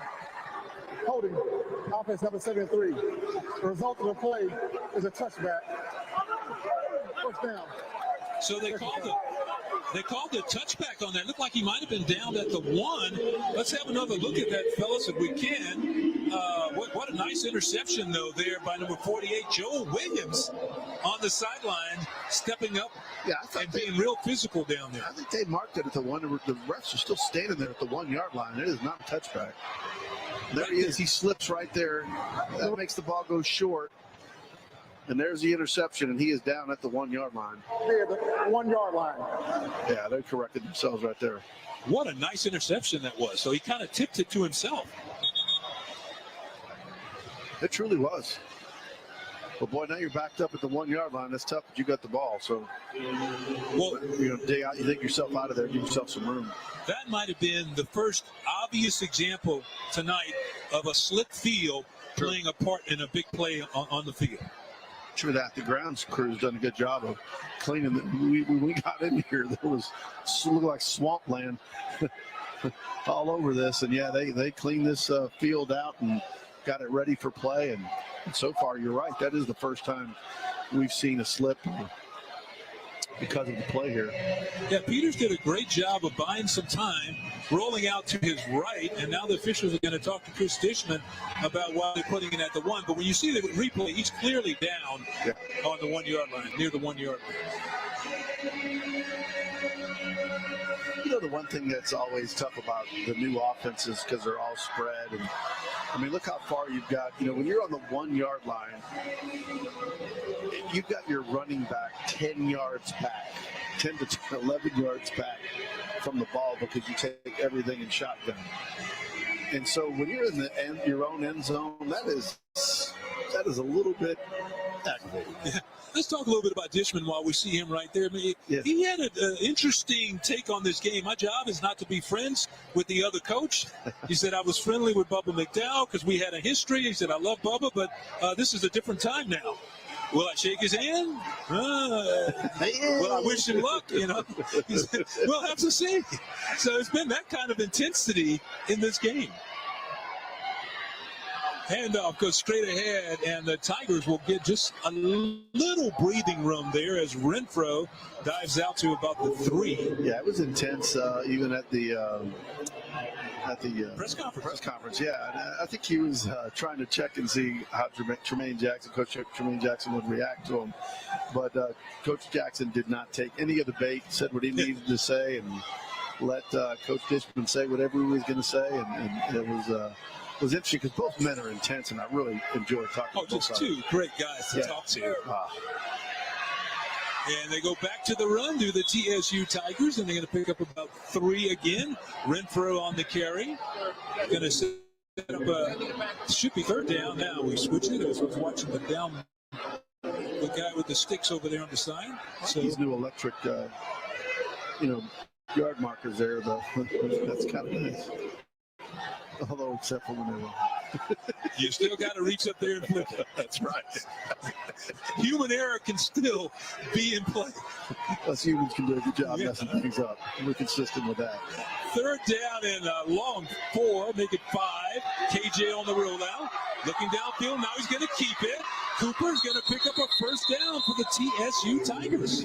So KJ Cooper on the keeper, and they're going to move to sticks. Perfect execution again. I'm tired of hearing me say that, but look, he rides it really well, and then he forces the defense. Just the way he's attacking the outside. He's coming just enough inside in where you got to respect it, and he starts angling outside, and then that defense has to collapse and stop covering and come up and get it. So 1st and 10 for the TSU Tigers, who are the host team for this year's Labor Day Classic. Davion Ford now in the backfield. He started the game. Now he's getting some run, as Renfro did a good job getting some of that tough yardage inside. Ford, like we talked about it before, he's an experienced runner, but he also is a tough runner inside. He can make you some of that tough, hard to get yardage down there. He can do the dirty work. Speaking of dirty work, I think both offensive lines, this is probably the best I've seen both offensive lines look in the 6 years I've been covering this game one-on-one, and I know you've done 11. This is very offensive lines that look really good. Cooper with a nice strike, and it's caught by Rorion Richardson. And he's come over. He's had some injuries in his career, and he's had to overcome those injuries, and he's playing big tonight. Yeah, that's a big catch right here. And again, when you come off the middle, you know that you're going to get hit. He took the hit and kept rolling. So Ford is going to pick up about 6 on the carry. So the Tigers from Texas Southern University going on right now. Picking up the steam, starting from your own 1-yard line, and they are taking it out. And Ford, when you draw a graphic of run behind your pads, that's exactly what it was. You run low with steam, and you run right behind those pads, pushing, turning with those legs. You got an extra 2 yards because of the way he ran that ball. Davion Ford played his high school ball at Bel Air High School here in the Houston area. And motion was Charlo, and the give is straight ahead again, and he's going to be very close to the sticks. That is Ford again. And they're doing a good job of alternating those backs in there, and they're getting a contribution from both backs. And sophomore Brandon Kane, number 71, 6'5", 290 from South Houston, George Ranch. So he's clearing some hole right there. He is. He's got enough for the 1st down, so they will move the sticks again. And the Tigers have now picked up the tempo a little bit. They're back to the line quickly. 1st and 10, ball resting at the 47-yard line. Man in motion is Leary. They give to Renfro. Renfro with some room on the left side. And Renfro's going to be tripped up after a nice game. Almost 25 yards for Renfro on the carry. Boy, he showed a burst there we haven't seen first time tonight. I'll tell you what, Jeremiah Herron, though, saved the touchdown. And watch this right here. He thinks he's going to get blocked to the outside, and he doesn't because Aaron does a great job tackling there. They go back to Renfro on the carry again, and again a big yardage for Renfro, and it's around the left side. The Tigers have found something on that left side. Yeah, they found Brandon Kane, offensive tackle, going out there, raising some cane out on that outside. Cooper now on second down, looking to throw, under pressure, fires for the end zone, and it's an incomplete pass. Great coverage in the end zone over there by the Prairie View A&M Panthers. Great job on the coverage. Tell you what, he threw it where only his guy could catch it, though. I did like that. I don't think he really wanted that, but when he decided to throw it, he's like, okay, I'm going to put it where only my guy can catch it. And again, it would have been an amazing catch, but what a great defensive comeback right there, smacking that ball out right as it got there. Matthew Moore on the coverage, the linebacker getting deep, doing a great job in the end zone to knock that one away. So third down coming up now for the TSU Tigers. They need about 5 for a first down. Make it 4. KJ Cooper passing, and it's going to be incomplete, but a flag comes down late right after the play. Number 35, Trinity Ward, made a big hit there, and we'll see what the flag is as Coach Jackson looked on. That's going to be a big one if it goes against Prairie View. Yeah, the Panthers don't like the call, I don't think, from what their reactions are, but we'll see.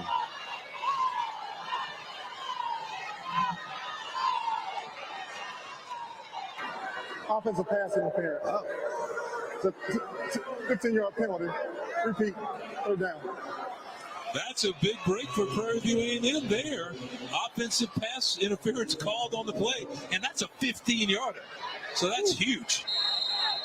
Wow. That probably takes the Tigers out of field goal range. Now look here.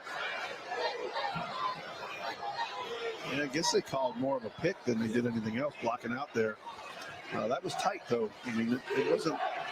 Normally they let that go. Normally they're not going to call that one right there. Oh, an emotion on the line. Let's see. It may have been illegal procedure. Looked like the Tigers just got off to a fast start. A quick start. Is that what it's called? Well, you know, you mentioned this a minute ago. We're about to get the call from Ivan Daniels. False start. Number 70. 5-yard penalty. Still third down.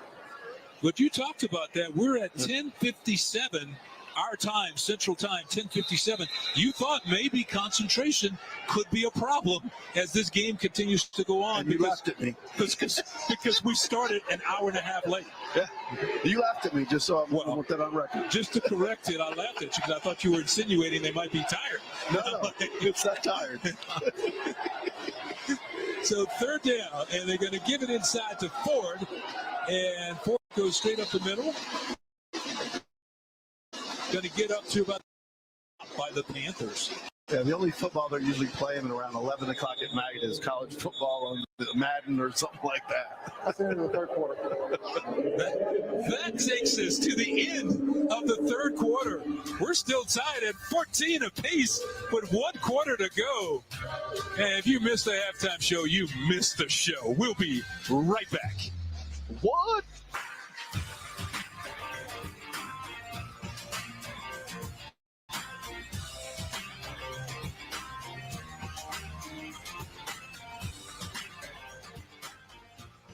Excellence isn't just a word, it's a way of life. For 147 years, we've been empowering generations of students to carry our rich legacy of distinction with them as they blaze trails and make a difference in communities across the world. Our high-caliber faculty and rigorous academic programs prepare scholars to challenge the status quo and push the boundaries of knowledge. Pioneers emerge here, and changemakers are bred here. Excellence lives here.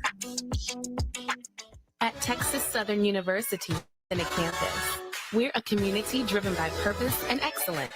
Here, teamwork and student success are at the heart of everything we do.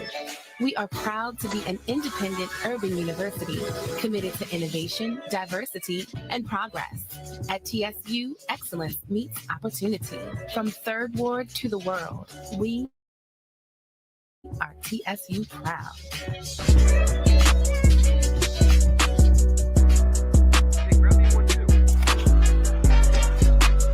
TV Nation, it's Tremaine Jackson, your head football coach. We need you to join our 35 for 35 campaign.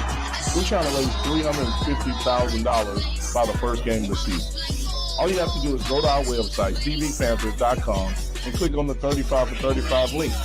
Once you do that, we'd love to see your pictures or videos of you donating on our social media platforms at PVAMU Panthers.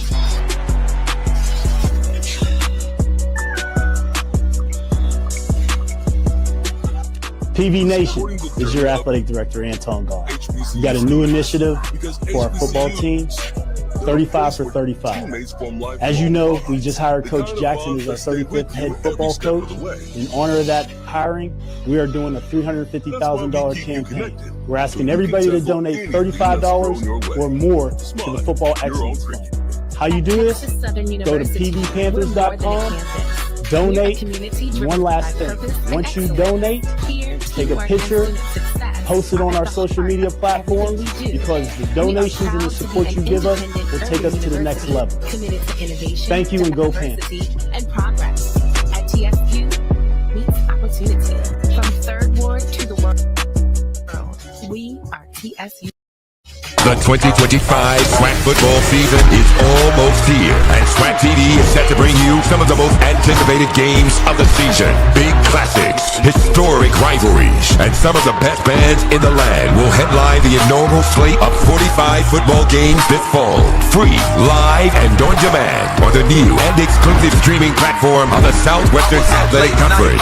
The time is now. SWAC TV is here, building champions for life. Tickets now at Ticketmaster.com and be part of history in the making.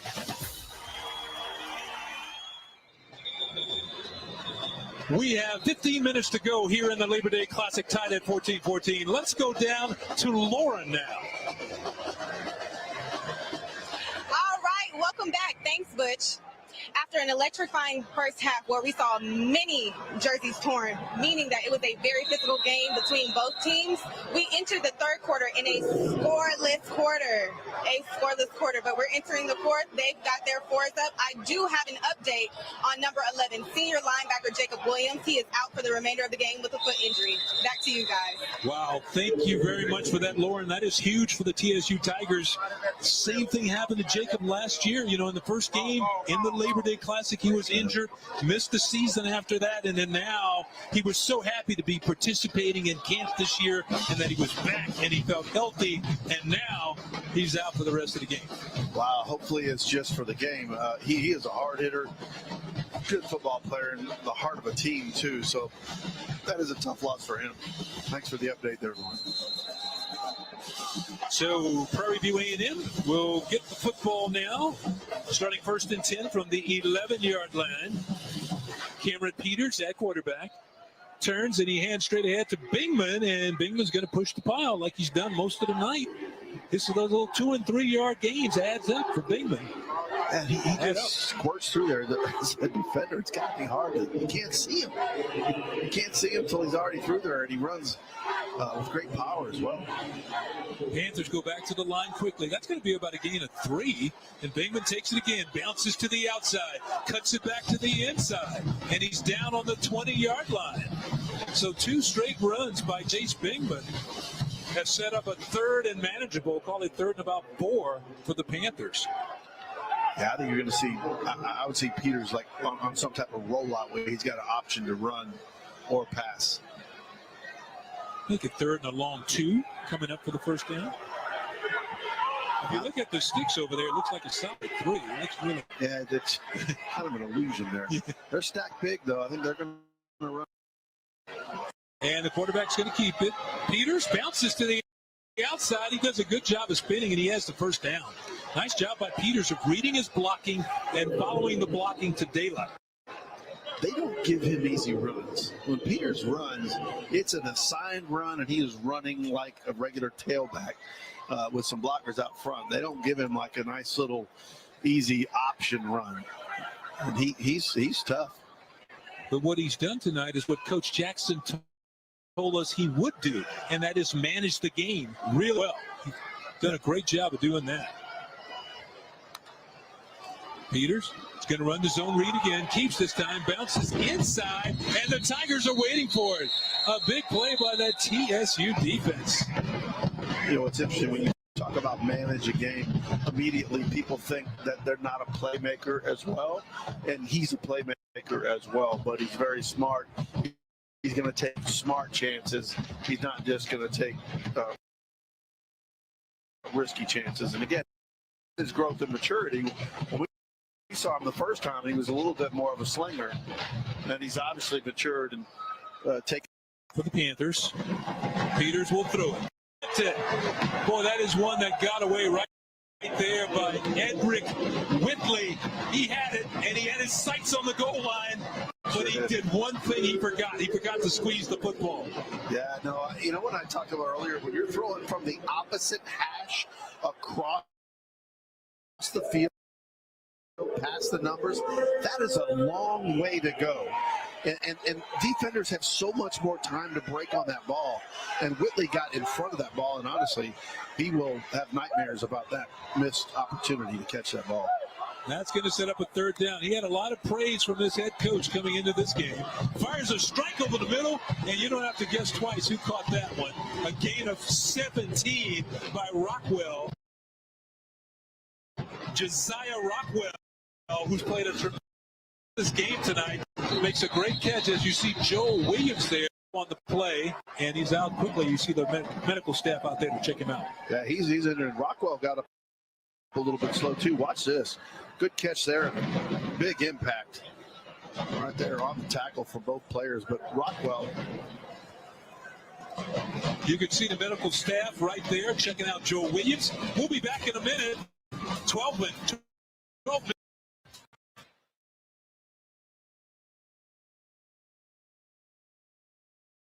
Gatorade has the #1 proven electrolyte blend designed to hydrate better than water. Made to rehydrate, replenish, and refuel, so you can lose more sweat and earn a place in history. Gatorade. Is it in you? Who are you? Try Jack Link's Doritos barbecue flavored beef jerky. You unleash the you with more flavor. I rescued your cat. This isn't a cat. Yes, it is. Meet your flavor. We are exactly what you think. We are not at all what you think. We are past, present, and future, all in one. Because the best way to honor our history is to make history. General Motors, honored to sponsor the Southwestern Athletic Conference. Brighter futures begin here with students and faculty that bring campus projects to life with help from the Home Depot Retool Your School grants. With these grants, HBCUs have built innovative learning lounges, revitalized rec areas, and created peaceful wellness spaces, providing students with areas to learn, relax, and pride. Through their dedication to uplifting their campuses, HBCUs are growing stronger, one grant at a time, one project at a time, one community at a time. Learn more at retoolyourschool.com. Retool Your School. We're powered by purpose. This fall, history hits the Strip. It's the first annual Las Vegas HBCU Classic. Saturday, October 25th at the iconic Allegiant Stadium. Grambling State University goes head-to-head with Jackson State University on the football field. But it's more than a game. It's a celebration of HBCU culture in the ultimate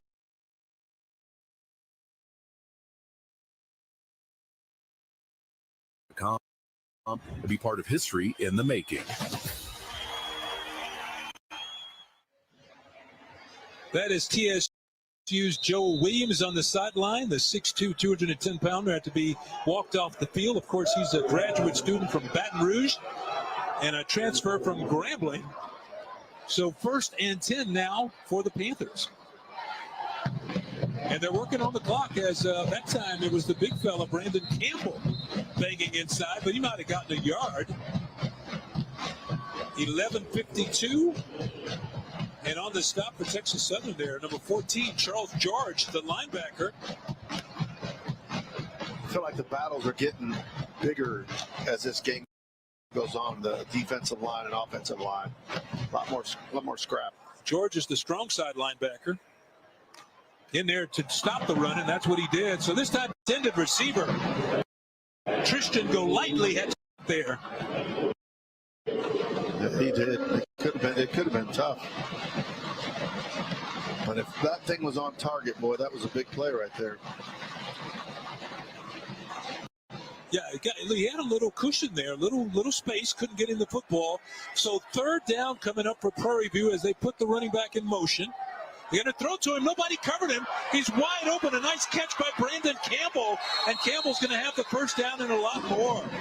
Brandon Campbell with unofficially 26 yards on that play. But what a call. Yeah, what an excellent call. And again, this is probably the first time in the game for either team that you've seen a defense that's just not where they need to be. Right? I mean, just got confused.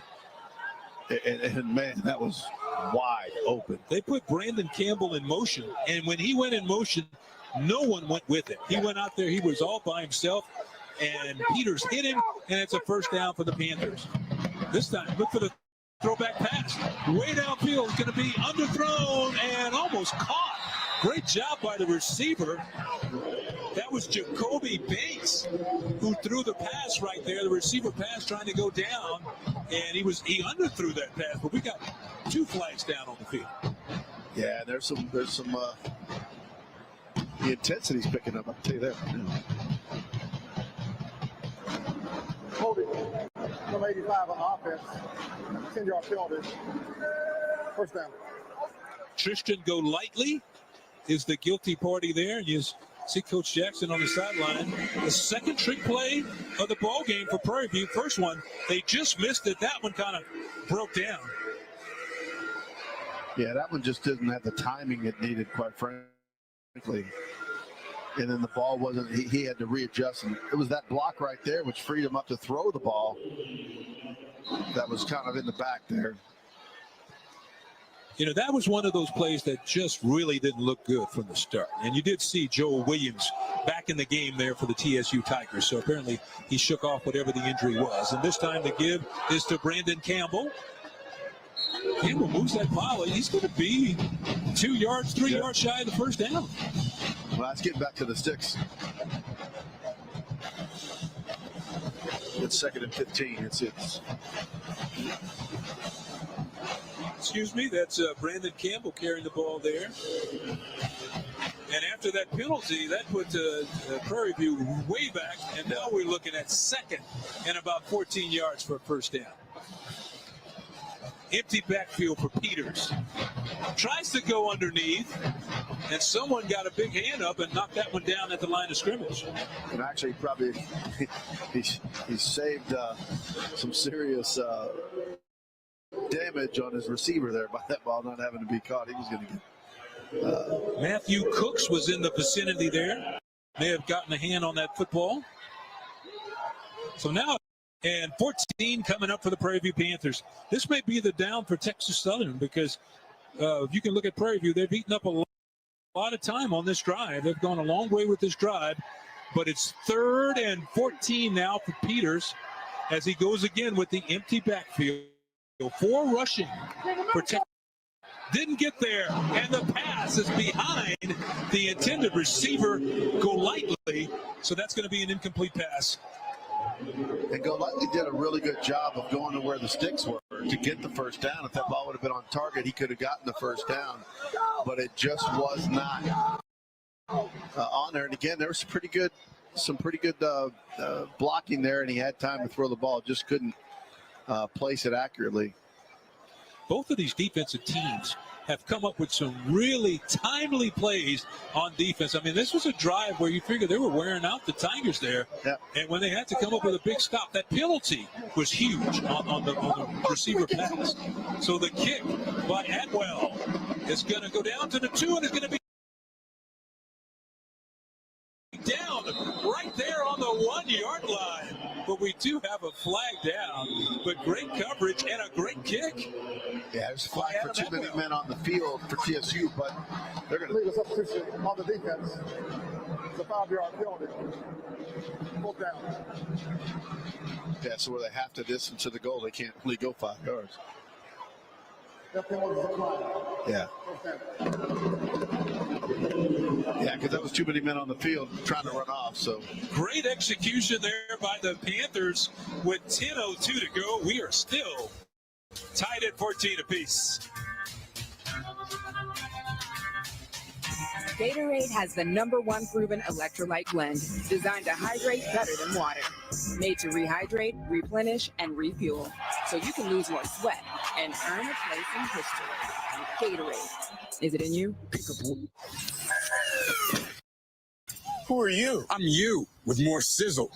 When you try Jack Link's Doritos barbecue flavored beef jerky, you unleash the you with more flavor. Also, I rescued your cat. This isn't a cat. Yes, it is. Meet your flavor. We are exactly what you think. We are not at all what you think. We present and future all in one. Because the best way to honor our history is to make history. General Motors, honored to sponsor the Southwestern Athletic Conference.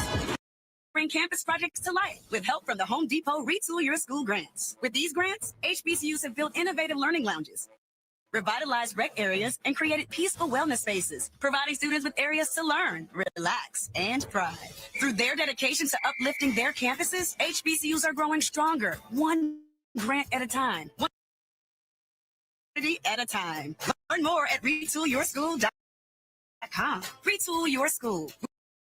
We're powered by purpose. CU Classic.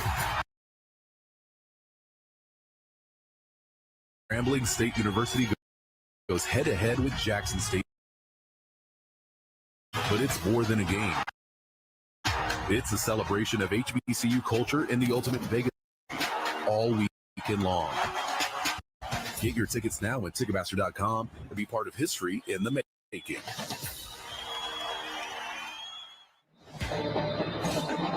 SWAC football on SWAC TV is presented by Academy Sports and Outdoors. Get the gear in here to have fun out there. Academy Sports and Outdoors, official sporting goods retailer of the SWAC.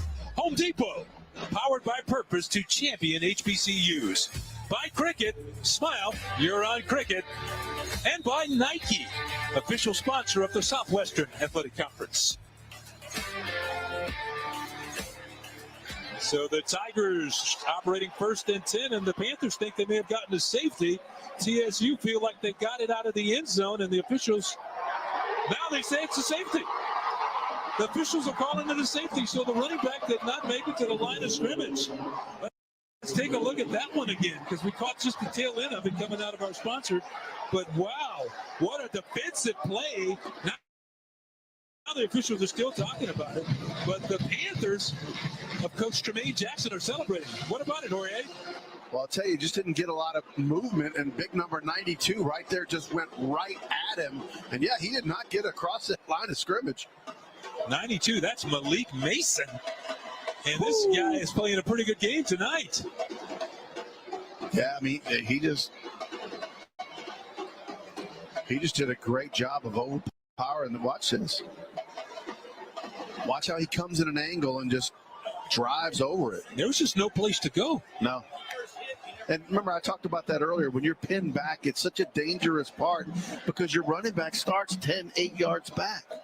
So it takes him a while to get to the line of scrimmage. And we all know bang-bang plays, it's so hard to cover a gap like that. Wow. So Chris Dishman's team, after Davion Ford is caught, couldn't get the ball out of the end zone. That's 2 points for the Prairie View Panthers, so they take the lead thanks to their defense, and that's not the worst part of this if you're from a TSU standpoint. Yeah. You got to give the ball right back to that Prairie View offense, who actually chewed up a lot of time the last time they had the football, and right now we're sitting on 9:47 to go in this game. Wow. That's a quick turnaround. We were actually just in here talking about, when's the last time these teams had an overtime game in the Classic and how many times that's happened. And, you get a safety like that changes that whole atmosphere. It makes it a lot harder to have an overtime game. Well, last time they had overtime was right here on this field. That was 2023, and the Panthers won it on a field goal in OT. But this kick is going to drive Stewart back. Kellen Stewart has a hole. Stewart hits the hole, and he's going to come down at about the 43-yard line. So a nice return. Excellent field position for the Panthers with about 9:40 to go in the game. But, wow, what a defensive play by Prairie View A&M. TSU backed up. A lot of teams, you see there's no safe route. There's there's no second guessing this. You just do what you can to get the ball out of there. But that's why a lot of teams like to throw it from down there. Yeah, no, I mean, and then you're beat if you do there if you get somebody jumping around, right? Because you want to throw a safe route, and you got some defenders sitting on those routes. So it's a tough one when you're backed up there. If you have a penalty and you're standing in your end zone, it's still a safety. So either way you go, a lot of bad stuff can happen when you're that close. And this time it's going to be Bingman again on the carry, and he does what he's done the entire second half. He's going to pick up about 4, maybe 5 yards on the carry. Nice chunky yardage right there for the Panthers offense. Yeah, Bingman's had himself a nice game, and again, he just has great vision. And he's got the speed to back it up, but I mean, he really makes good cuts and sets up his blocks. 2nd and 5 for the Panthers. They're going to give it to Chase again. Bingman up the middle, first down for Prairie View A&M. And he's getting like 5-6 yards of jump now. Yeah, Charles George in the 14 with the tackle there. And I'll tell you, I mean, you got to be a sure tackle with him, even though he's not all that big. Watch him; he makes a little jab. He is a tough back to bring down. He really is. You have to take a good shot on him. He's very strong in the legs. I think it's because you don't see him until he gets on top of you. He's small. He darts out that initial 3-4 yards of the line of scrimmage. He darts out of there. He's listed at 5'9", but they weigh him in at 175, which is a pretty good clip for a 5'9" player. And again, he's going to take that 5-6 yard shot in there. They might mark it back closer to 4 yards. But Bingman is doing a really good job here running the football in the second half. And again, credit to that offensive line, right? You can't run if you don't have gaps to run or some movement. And Prairie A&M's been engaging every time. And again, no lapses. You really haven't seen a lot of missed blocks or just flat out missing execution. So good job there. 2nd down, and they put Bingman in motion, and Peters is going to keep, and he's going to be about a yard, maybe a yard and a half shy of the first down. You mentioned the last time we were in overtime, it was 2023 here. Prairie View won the game 37-34 on that field goal. And another side note to that, PV is 6-0 when playing here at Shell Energy Stadium. Wow. That's a heck of a stat. I wouldn't have thought of that. 6-0 here. You know they've got to vocally let the Tigers know that one. And that's Isaiah Bogerty being assisted off the field there. Looks like he's a little shook up on the play. Bogerty is 6'3", 235-pound linebacker. Redshirt junior. I'll tell you, this little pause allows the Panthers to kind of game plan a little bit right here with that injury on this big 3rd down play. So it's really a bonus for them to be able to plan this play. It's going to be 3rd and short. And this is the situation where they've been taking Bingman out and putting Brandon Campbell in the ball game. And Campbell's in the game now because he's the heavier guy. And we will see if they go back to the run. TSU trying to stack that front. And there's movement on the front, and you can see Cameron Pascal turns around and looks at Cameron Peters, and you could just imagine him saying, hike the ball, because he had that reaction to it. Yeah, he's like, you can't make me wait that long. False start. Number 70 of the offense. 5-yard penalty. Go down. Yeah, and I don't know if the call was we're not moving, we're not snapping it. Now maybe that was the case, but I think at that point, you're a lineman, you're down so long, you're like, man, snap the ball, let's go. Yeah, and the guilty party there was Dylan Spencer. Now you got a still third and manageable, but it's a little longer. You're looking at about 6 yards for the first down, and the pitch, and in the backfield, a big hit on Campbell. Campbell is knocked down, and the TSU Tigers. Was that Edric again? Edric in the backfield. Wow, so I was like, man, is that him again? You talk about reading your cues. You cannot do that. And watch him explode right through. And again, the receiver just kind of didn't commit to that block fully, and Whitley saw it, and he exploded through the tackle. The technique was perfect on that. He stood his would-be blocker up where he could see what was going on in the backfield, and then he separated and made the great stop in the backfield. So that TSU defense, again, second series in a row, they come up with a big stop. So the punt, line drive punt, going to be fielded and caught right about the 12-yard line, and the Tigers will go back on offense from that point. 16-14 now, Prairie View out in front. Gatorade has the #1 proven electrolyte blend designed to hydrate better than water. Made to rehydrate, replenish, and refuel, so you can lose more sweat and earn a place in history. Gatorade. Is it in you? Who are you? I'm you, with more sizzle. When you try Jack Link's Doritos barbecue flavored beef jerky, you unleash the you with more flavor. Also, I rescued your cat. This isn't a cat. Yes, it is. Meet your flavor. We are exactly what you think. We are not at all what you think. We are past, present, and future, all in one. Because the best way to honor our history is to make history. General Motors, honored to sponsor the Southwestern Athletic Conference. Brighter futures begin here with students and faculty that bring campus projects to life with help from the Home Depot Retool Your School grants. With these grants, HBCUs have built innovative learning lounges, revitalized rec areas, and created peaceful wellness spaces, providing students with areas to learn, relax, and pride. Through their dedication to uplifting their campuses, HBCUs are growing stronger, one grant at a time, one project at a time, one community at a time. Learn more at retoolyourschool.com. Retool Your School. We're powered by purpose. This fall, history hits the Strip. It's the first annual Las Vegas HBCU Classic. Saturday, October 25th at the iconic Allegiant Stadium. Grambling State University goes head-to-head with Jackson State University on the football field. But it's more than a game. It's a celebration of HBCU culture and the ultimate Vegas energy all weekend long. Get your tickets now at Ticketmaster.com and be part of history in the making.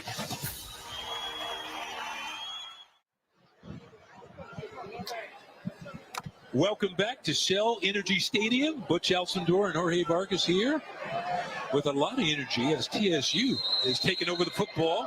They are down by 2, 6:09 to go in this ball game. If you're just joining us, we're still on because we had an hour and close to an hour and a half weather delay. And now TSU with the football operating from their 12. Pass goes to Davion Ford. And Ford is going to scamper out of bounds after a pickup of about 5-6 over there. You know, Ford wants to come back. It wasn't anything Ford could do getting trapped for that safety. I mean, he just really had nowhere to go. Yeah, no, I mean, it was just I was just being stuck, and he literally just got the whole collapsed right in front of him, and he couldn't go anywhere. But again, you know, for the Tigers, they just got to run their offense like they have, and they got to finish at the end. They've been moving the ball. They just got to be able to finish. Cooper's run for a touchdown tonight, and this time he hands it, and there's no room at all. Good stop right there by that defense from Prairie View A&M. Let's go down to Lauren now.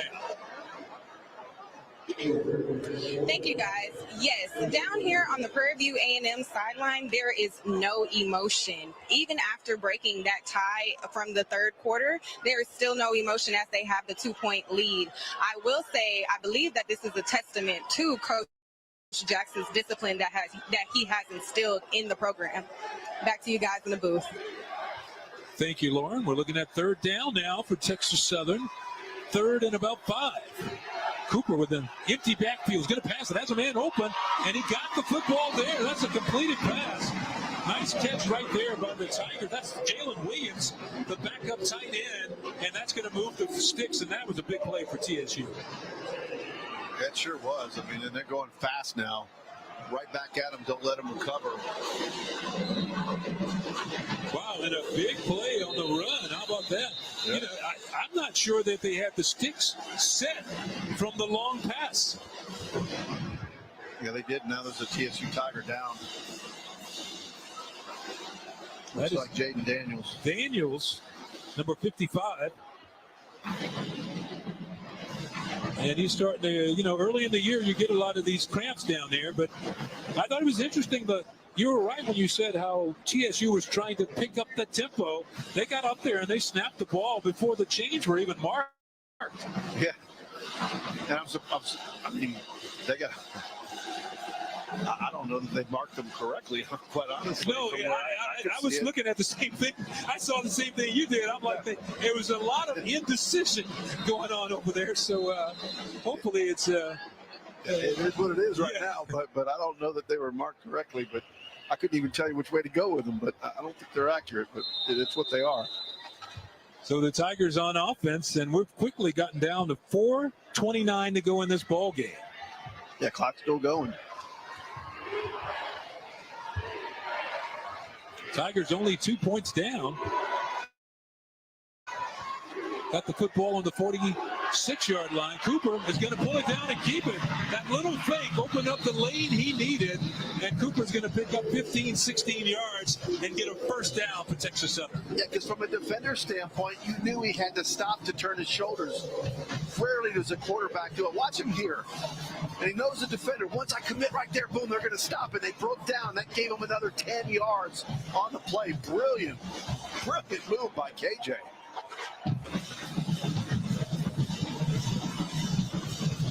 KJ Cooper making a great decision on that one. This time he turns and he hands to his running back. And again, that Prairie View defense got up there quickly to make a play. That is Cornelius Davis helping out on the stop there.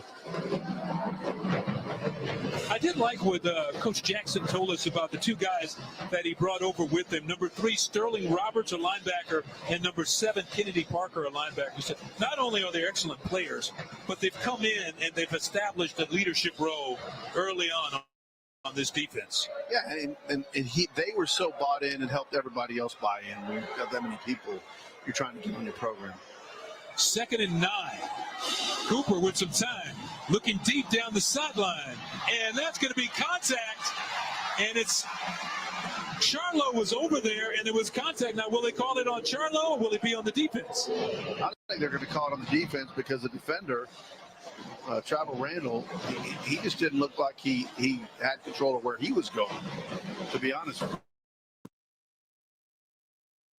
4. 15-yard penalty.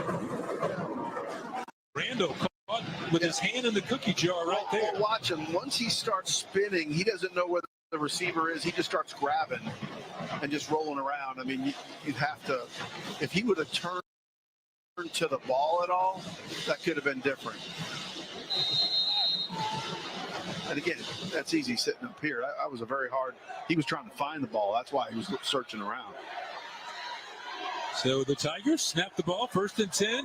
Renfro on the carry and a great tackle. I mean, a really good-looking tackle right there because he had some room to go on the outside. That was number 35, Trinity Ward, on the stop. Yeah, that looks so open right there. And again, great closure and a great tackle. Talk about open field tackles. That's one.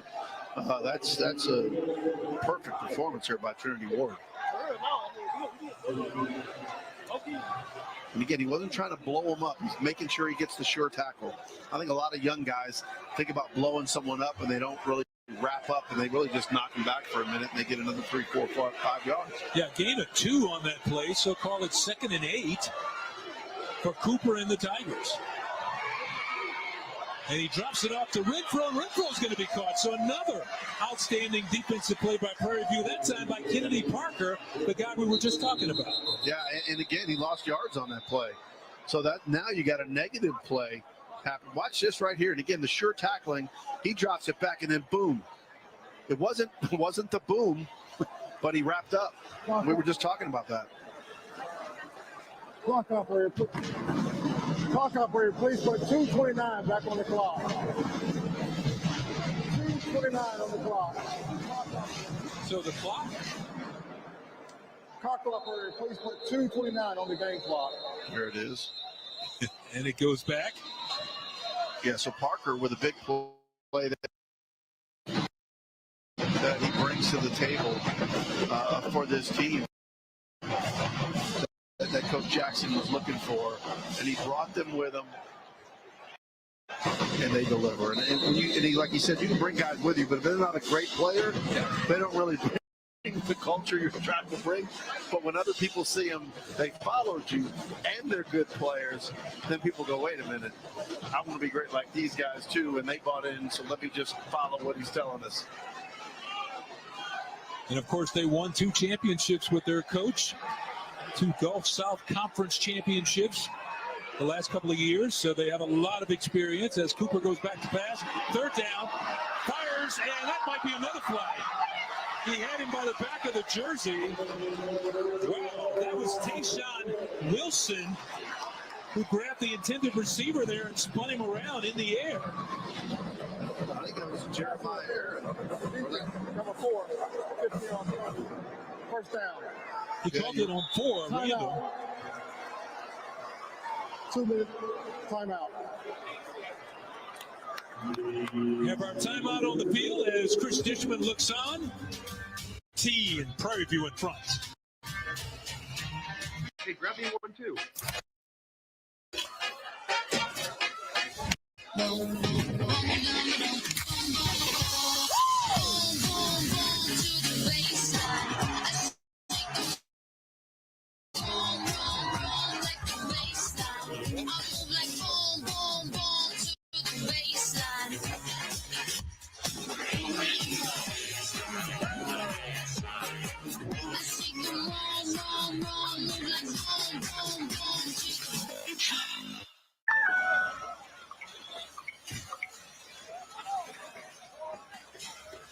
Since 2018, Cricket Wireless has been supporting the journey of HBCU students because HBCUs aren't just schools.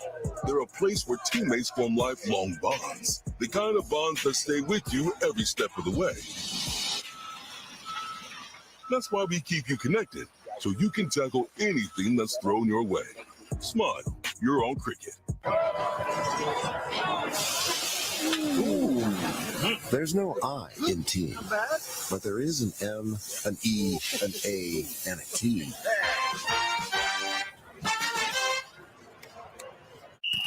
This fall, history hits the Strip. It's the first annual Las Vegas HBCU Classic. Saturday, October 25th at the iconic Allegiant Stadium. Grambling State University goes head-to-head with Jackson State University on the football field. But it's more than a game. It's a celebration of HBCU culture and the ultimate Vegas energy all weekend long. Get your tickets now at Ticketmaster.com and be part of history in the making.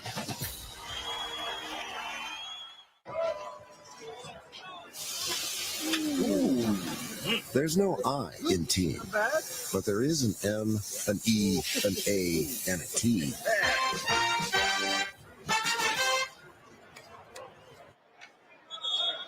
We are still in the 2-minute timeout here at Shell Energy Stadium. To be exact, there is 1:58 to go in this ballgame. Let's take a look at that last pass interference call. Yeah, he literally grabbed him and spun him around. I don't think you can argue that particular call. Yeah, he's trying to hit Rorion Richardson, the big receiver at 6'2". He's number 84, and here come the Tigers on 1st down. And they try to run it, and he's stacked up. Nowhere to go is Renfro. And this is interesting because now we get into that cat and mouse game. If you're Texas Southern, are they going to run as much as they can and play for the field goal? Like you said, PB has 1 timeout remaining. PB's used and they one, just so used it. Too. So I think they have 1. They've used 1. They have 2 remaining, I believe. But the clock's still rolling. And they're going to let it go down. They're sitting on those 2 timeouts. 2nd down and 11. Cooper under pressure. Floats it to the end zone. Touchdown! to Rorion Richardson.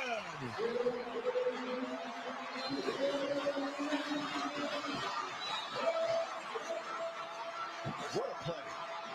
With 1:16 to go in the ball game, Cooper, as you said, tremendous play as he lobbed it into the corner. Wow, what a play call, and just absolutely fantastic. KJ Cooper looks like he's not going to do it. Throws off his back foot, but gets just enough on it.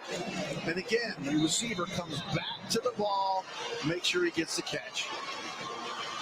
What a night by KJ Cooper, and Rorion Richardson was involved with that pass interference call that put the ball all the way down here deep in PV territory. So the extra point is good. As we take another look at that touchdown pass from KJ Cooper to Rorion Richardson. Again, you can see the pressure on him. He barely gets that ball off of the wrist, bro, honestly, because their defender's right there on his arm. And if he didn't adjust the way he throws that ball gets batted down in his face. And you know, Coach Hishman talked about his leadership. Look at him on the sideline, telling everybody, think, this game is not over. Stay involved with the game. Yeah, no, think, right? We got to play this out. He knows there's a minute 16 left. He's telling his defense, let's close this thing out. And again, look how calm Coach Hishman is. He's going to each individual saying, hey, here's where we go. Let's keep our focus, right? And we talked about that. Can you keep maintaining your focus throughout a long game like this? And for the Panthers, look, it's 1:16. You've shown the ability to have a good offense that can move the ball, and you can make some plays. You just got to be patient and run each play quick. You can't try to get too much too quick. Oh, the last time I said that, they had a great seam play for about 25, 30 yards. That last drive, though, there were some key penalties on that drive by Prairie View A&M that aided the drive and kept the drive alive, and now they're going to have a shot with 1:16 to go here in the ballgame.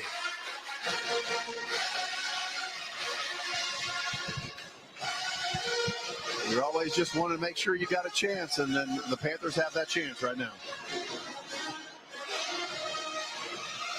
Ramirez's kick is fielded at the 4, and Stewart turns around the right side, and a flag goes down as Stewart goes down just shy of the 30-yard line around the 29-yard line. And here goes another flag near the sideline. Got to keep your head about you. Well, the first one looked like it might have been against Prairie View, but I couldn't see what was happening on the sideline. It was just extracurricular, nothing crazy, but it was some taunting or something from the Tiger sideline. Coach Hitchman is letting his team have it over there. It was some unnecessary nonsense. I'll just call it that.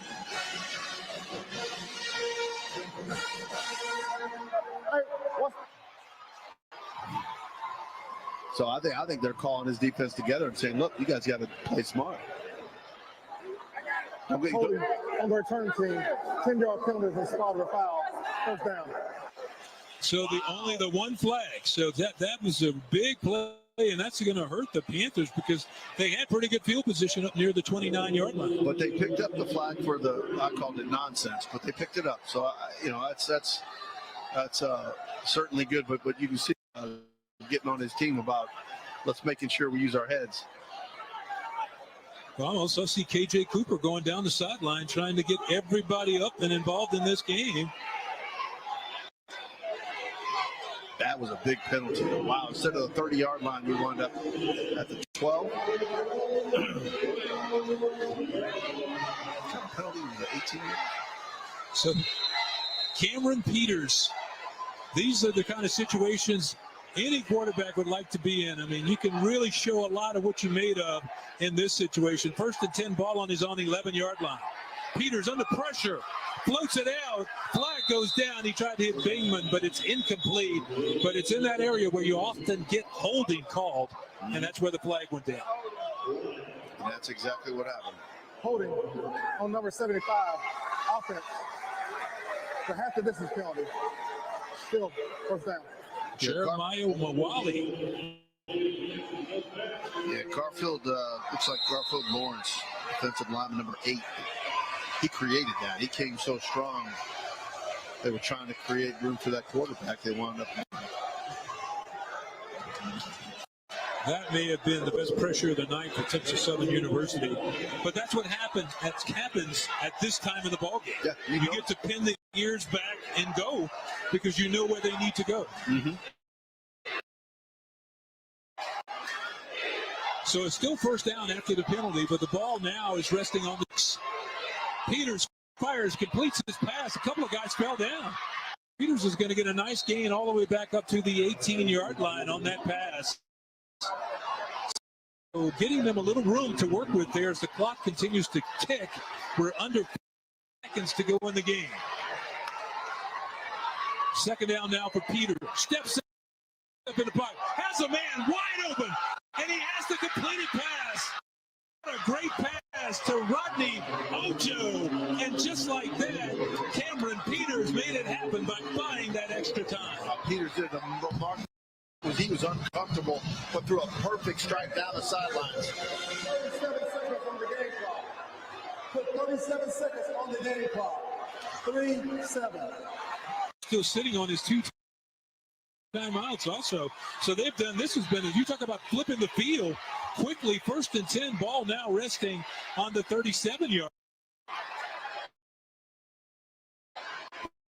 Panthers got plenty of time with those completed passes.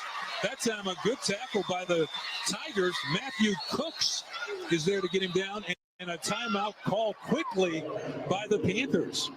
Jackson was flying down the sidelines for that timeout. Let's take a look at that long pass again to Rodney Ojo from Peters. And again, Peters, look, he's got pressure. And he throws. Look, he is not set perfectly, but watch, it floats in there. And again, Ojo did a great job adjusting. You know, I tell receivers all the time, when that ball's in the air, if you're not adjusting, making the catch, you got to go up and get it. At the end of the day, a lot of that wasn't a very good pass. If you're a great receiver, you'll make a good catch at the end of the day, right?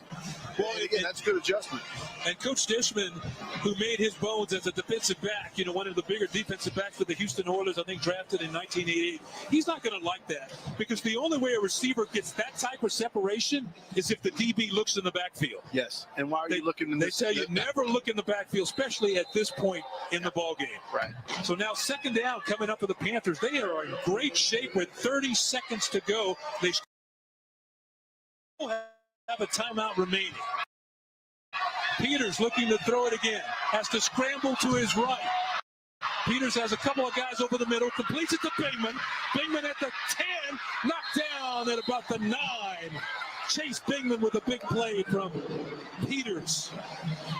That's a first down. Is going to stop the clock again with 19 seconds to go. Does this remind you of 2023 or what? It sure does. Prairie View came storming back right here at Shell in these two balls. And Peters not getting rattled right now.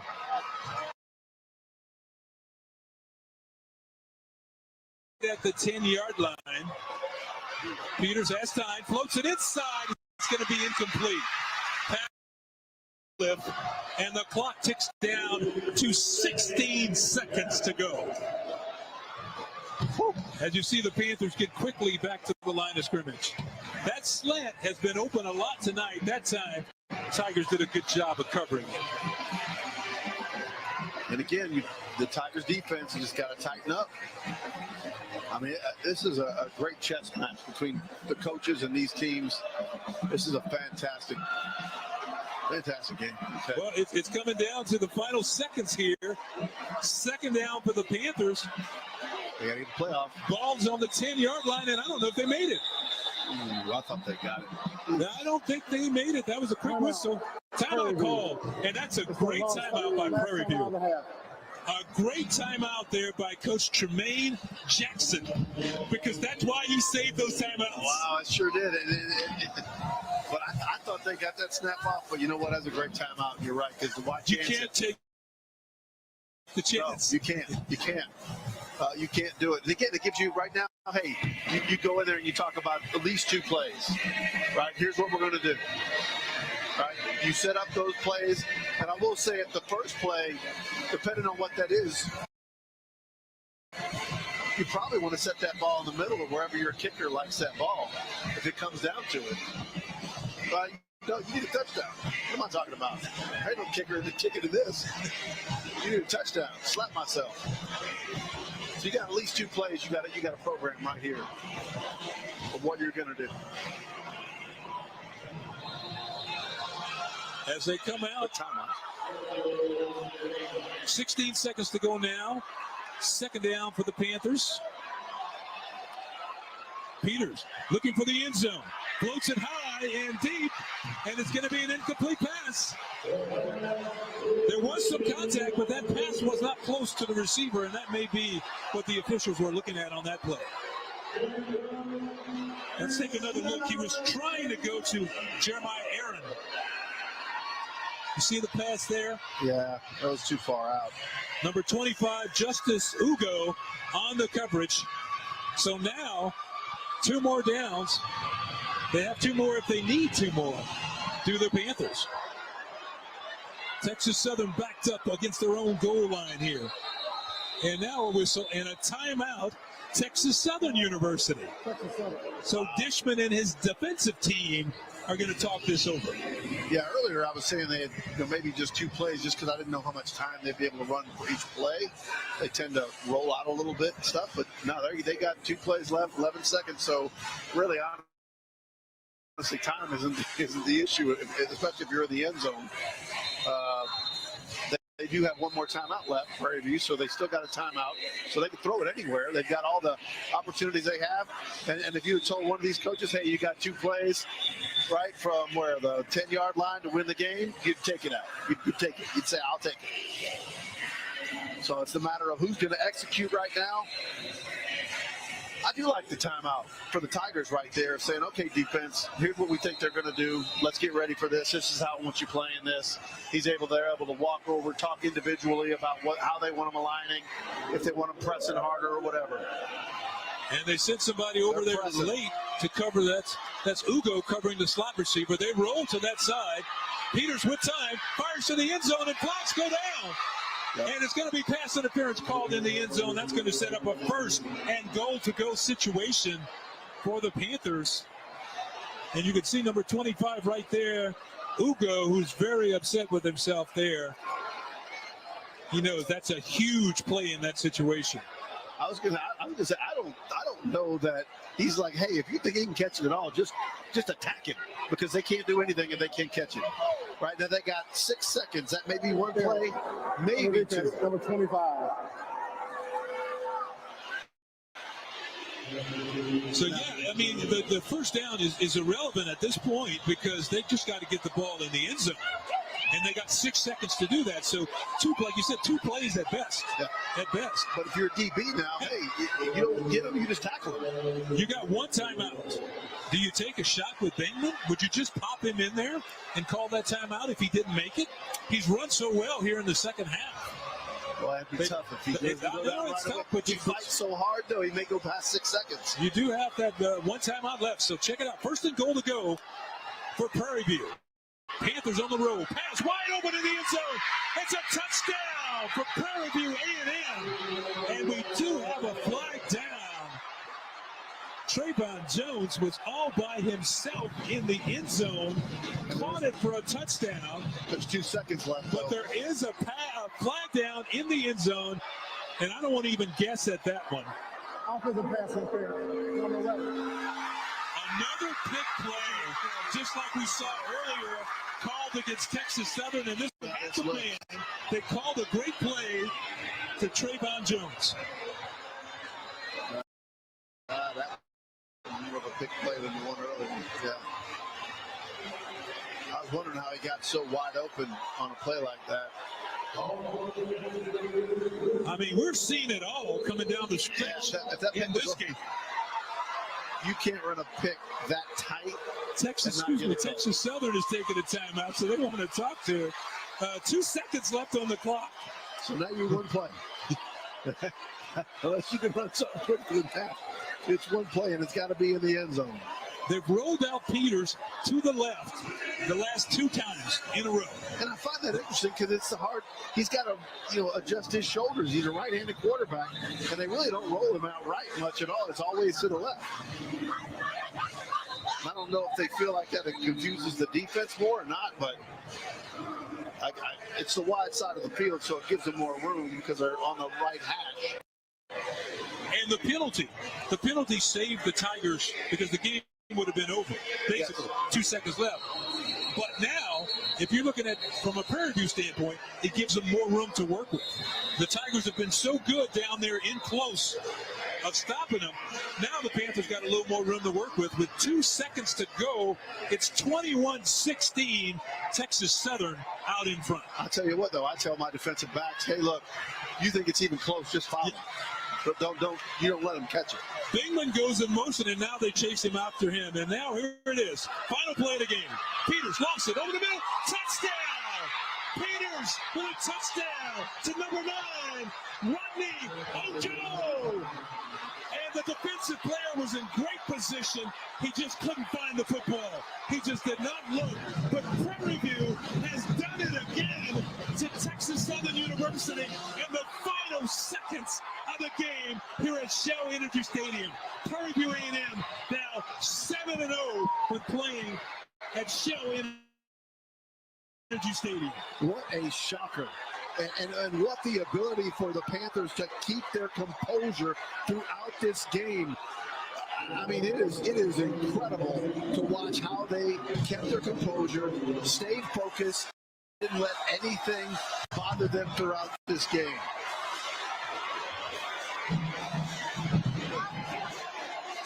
That was a nice catch, but you got to give the credit to Cameron Peters. He threw it back shoulder. Yes, he threw it away from the defense. He threw it back shoulder. Yeah, and we talked about earlier in this game, throw people open. That's exactly what he did. He threw them open. So that was a smart quarterback throw. Throw your receiver open, create the openness. And again, you're right, the defender had him, but just couldn't find the ball. He couldn't find the ball, and he threw it to the perfect spot. I'm losing my voice here. Yeah, no. Well, I mean, the tough part in a game like this for me is, man, I think really both teams played their tails off. What and a they game. played really well. And wow. Let's take another look because that's all Cameron Peters, the placement of this football. Check it out from behind. Yeah. Oh, that's outstanding. Yes. That's outstanding. Because motion is going to the right, and then he gets the receiver turned around to stop, and the defender just runs himself out of the play. That's just hard as a defender. Woo! Rodney Ojo. They were sitting on that one. Hey, let's go down to Lauren now with Coach Jackson. Well, first off, I want to say congratulations, Coach Jackson, on this Labor Day Classic win. How are you feeling right now? Kind of in shock, to be quite honest. Really don't know what just happened. I just know the Panthers win, and that's what we wanted everybody to say after this. Really shout out to them, man, and the team that they have and how they came prepared. It's a rivalry game. I think we gave the fans what they wanted, but ultimately we got to win, and that's what we came here to do. Yes, sir, and you are true to winning, not new to it. How do you plan on capitalizing off of this win and continuing the rest of your season? Yeah, I just think the way we prepare is second to none. Hats off to our coaches. We got to figure out the penalty issue that we had, and we got to get some stuff cleaned up. We'll do that tomorrow. It's after midnight, I believe, from a late start. We're just excited that we got this win for our fans. Yes, sir. Well, thank you, Coach, and congratulations. Appreciate it. Go Panthers. Yes.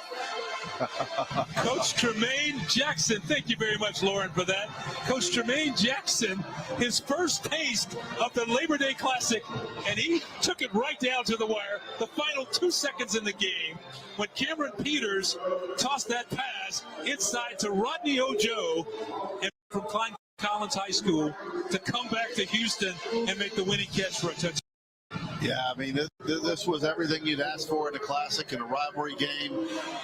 And again, from a TSU perspective, you have to say the Tigers have got to be just, man, they just had it in their grasp and couldn't quite hold on to it. That defense played strong there at the very end, but one more play, the Panthers were able to pull off. And again, like you said, Cooper with a very smart throw, throwing his receiver, running down a walk-off touchdown, as it's called. who's the more deserving of our Player of the Game award tonight than that guy, number 4, Cameron Peters, presented tonight by Gatorade. Check out Cameron Peters and what a night he had. And they changed that to, it's Pepsi, excuse me. Pepsi is our sponsor for the Player of the Game, and it's Cameron Peters. Yeah, he earned it 100%, man. Watch the way he runs, the way he threw today. And when they run him, man, he paid the price, but he battled the entire game, and that's how you get the Pepsi Player of the Game. Throw the game-winning touchdown with time running out. That's a lot of Pepsi for that one. 2 touchdown passes tonight for Cam Peters. What a way to start the season. Don't you want to wrap this thing up for us? Put a bow on it? I'm just going to say, it's they're getting the trophy here in just a second here, and that Panthers got to love that. But I'll tell you this, both seasons look bright for both teams. They had a big win for the Panthers tonight. Thank you, my friend, for Lauren Robertson and Jorge Vargas and Butch Alcindor saying so long from Houston, where the final score is Prairie View A&M 22, Texas Southern 21. All games airing here on SWAC TV or streaming live and archived on the SWAC TV app. This has been a presentation of SWAC Athletic, the Southwestern Athletic Conference. See you. So long, everyone.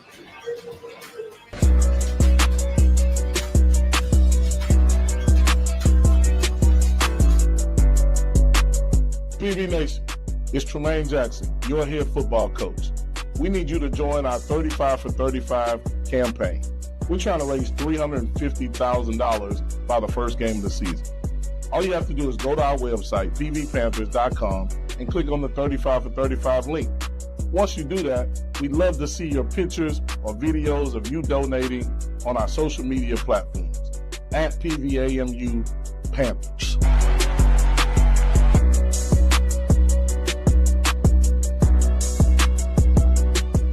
PV Nation, this is your athletic director, Anton Gall. We've got a new initiative for our football team, 35 for 35. As you know, we just hired Coach Jackson as our 35th head football coach. In honor of that hiring, we are doing a $350,000 campaign. We're asking everybody to donate $35 or more to the Football Excellence Fund. How you do this? Go to pvpanthers.com, donate, and one last thing. Once you donate, take a picture, post it on our social media platforms, because the donations and the support you give us will take us to the next level. Thank you, and go Panthers.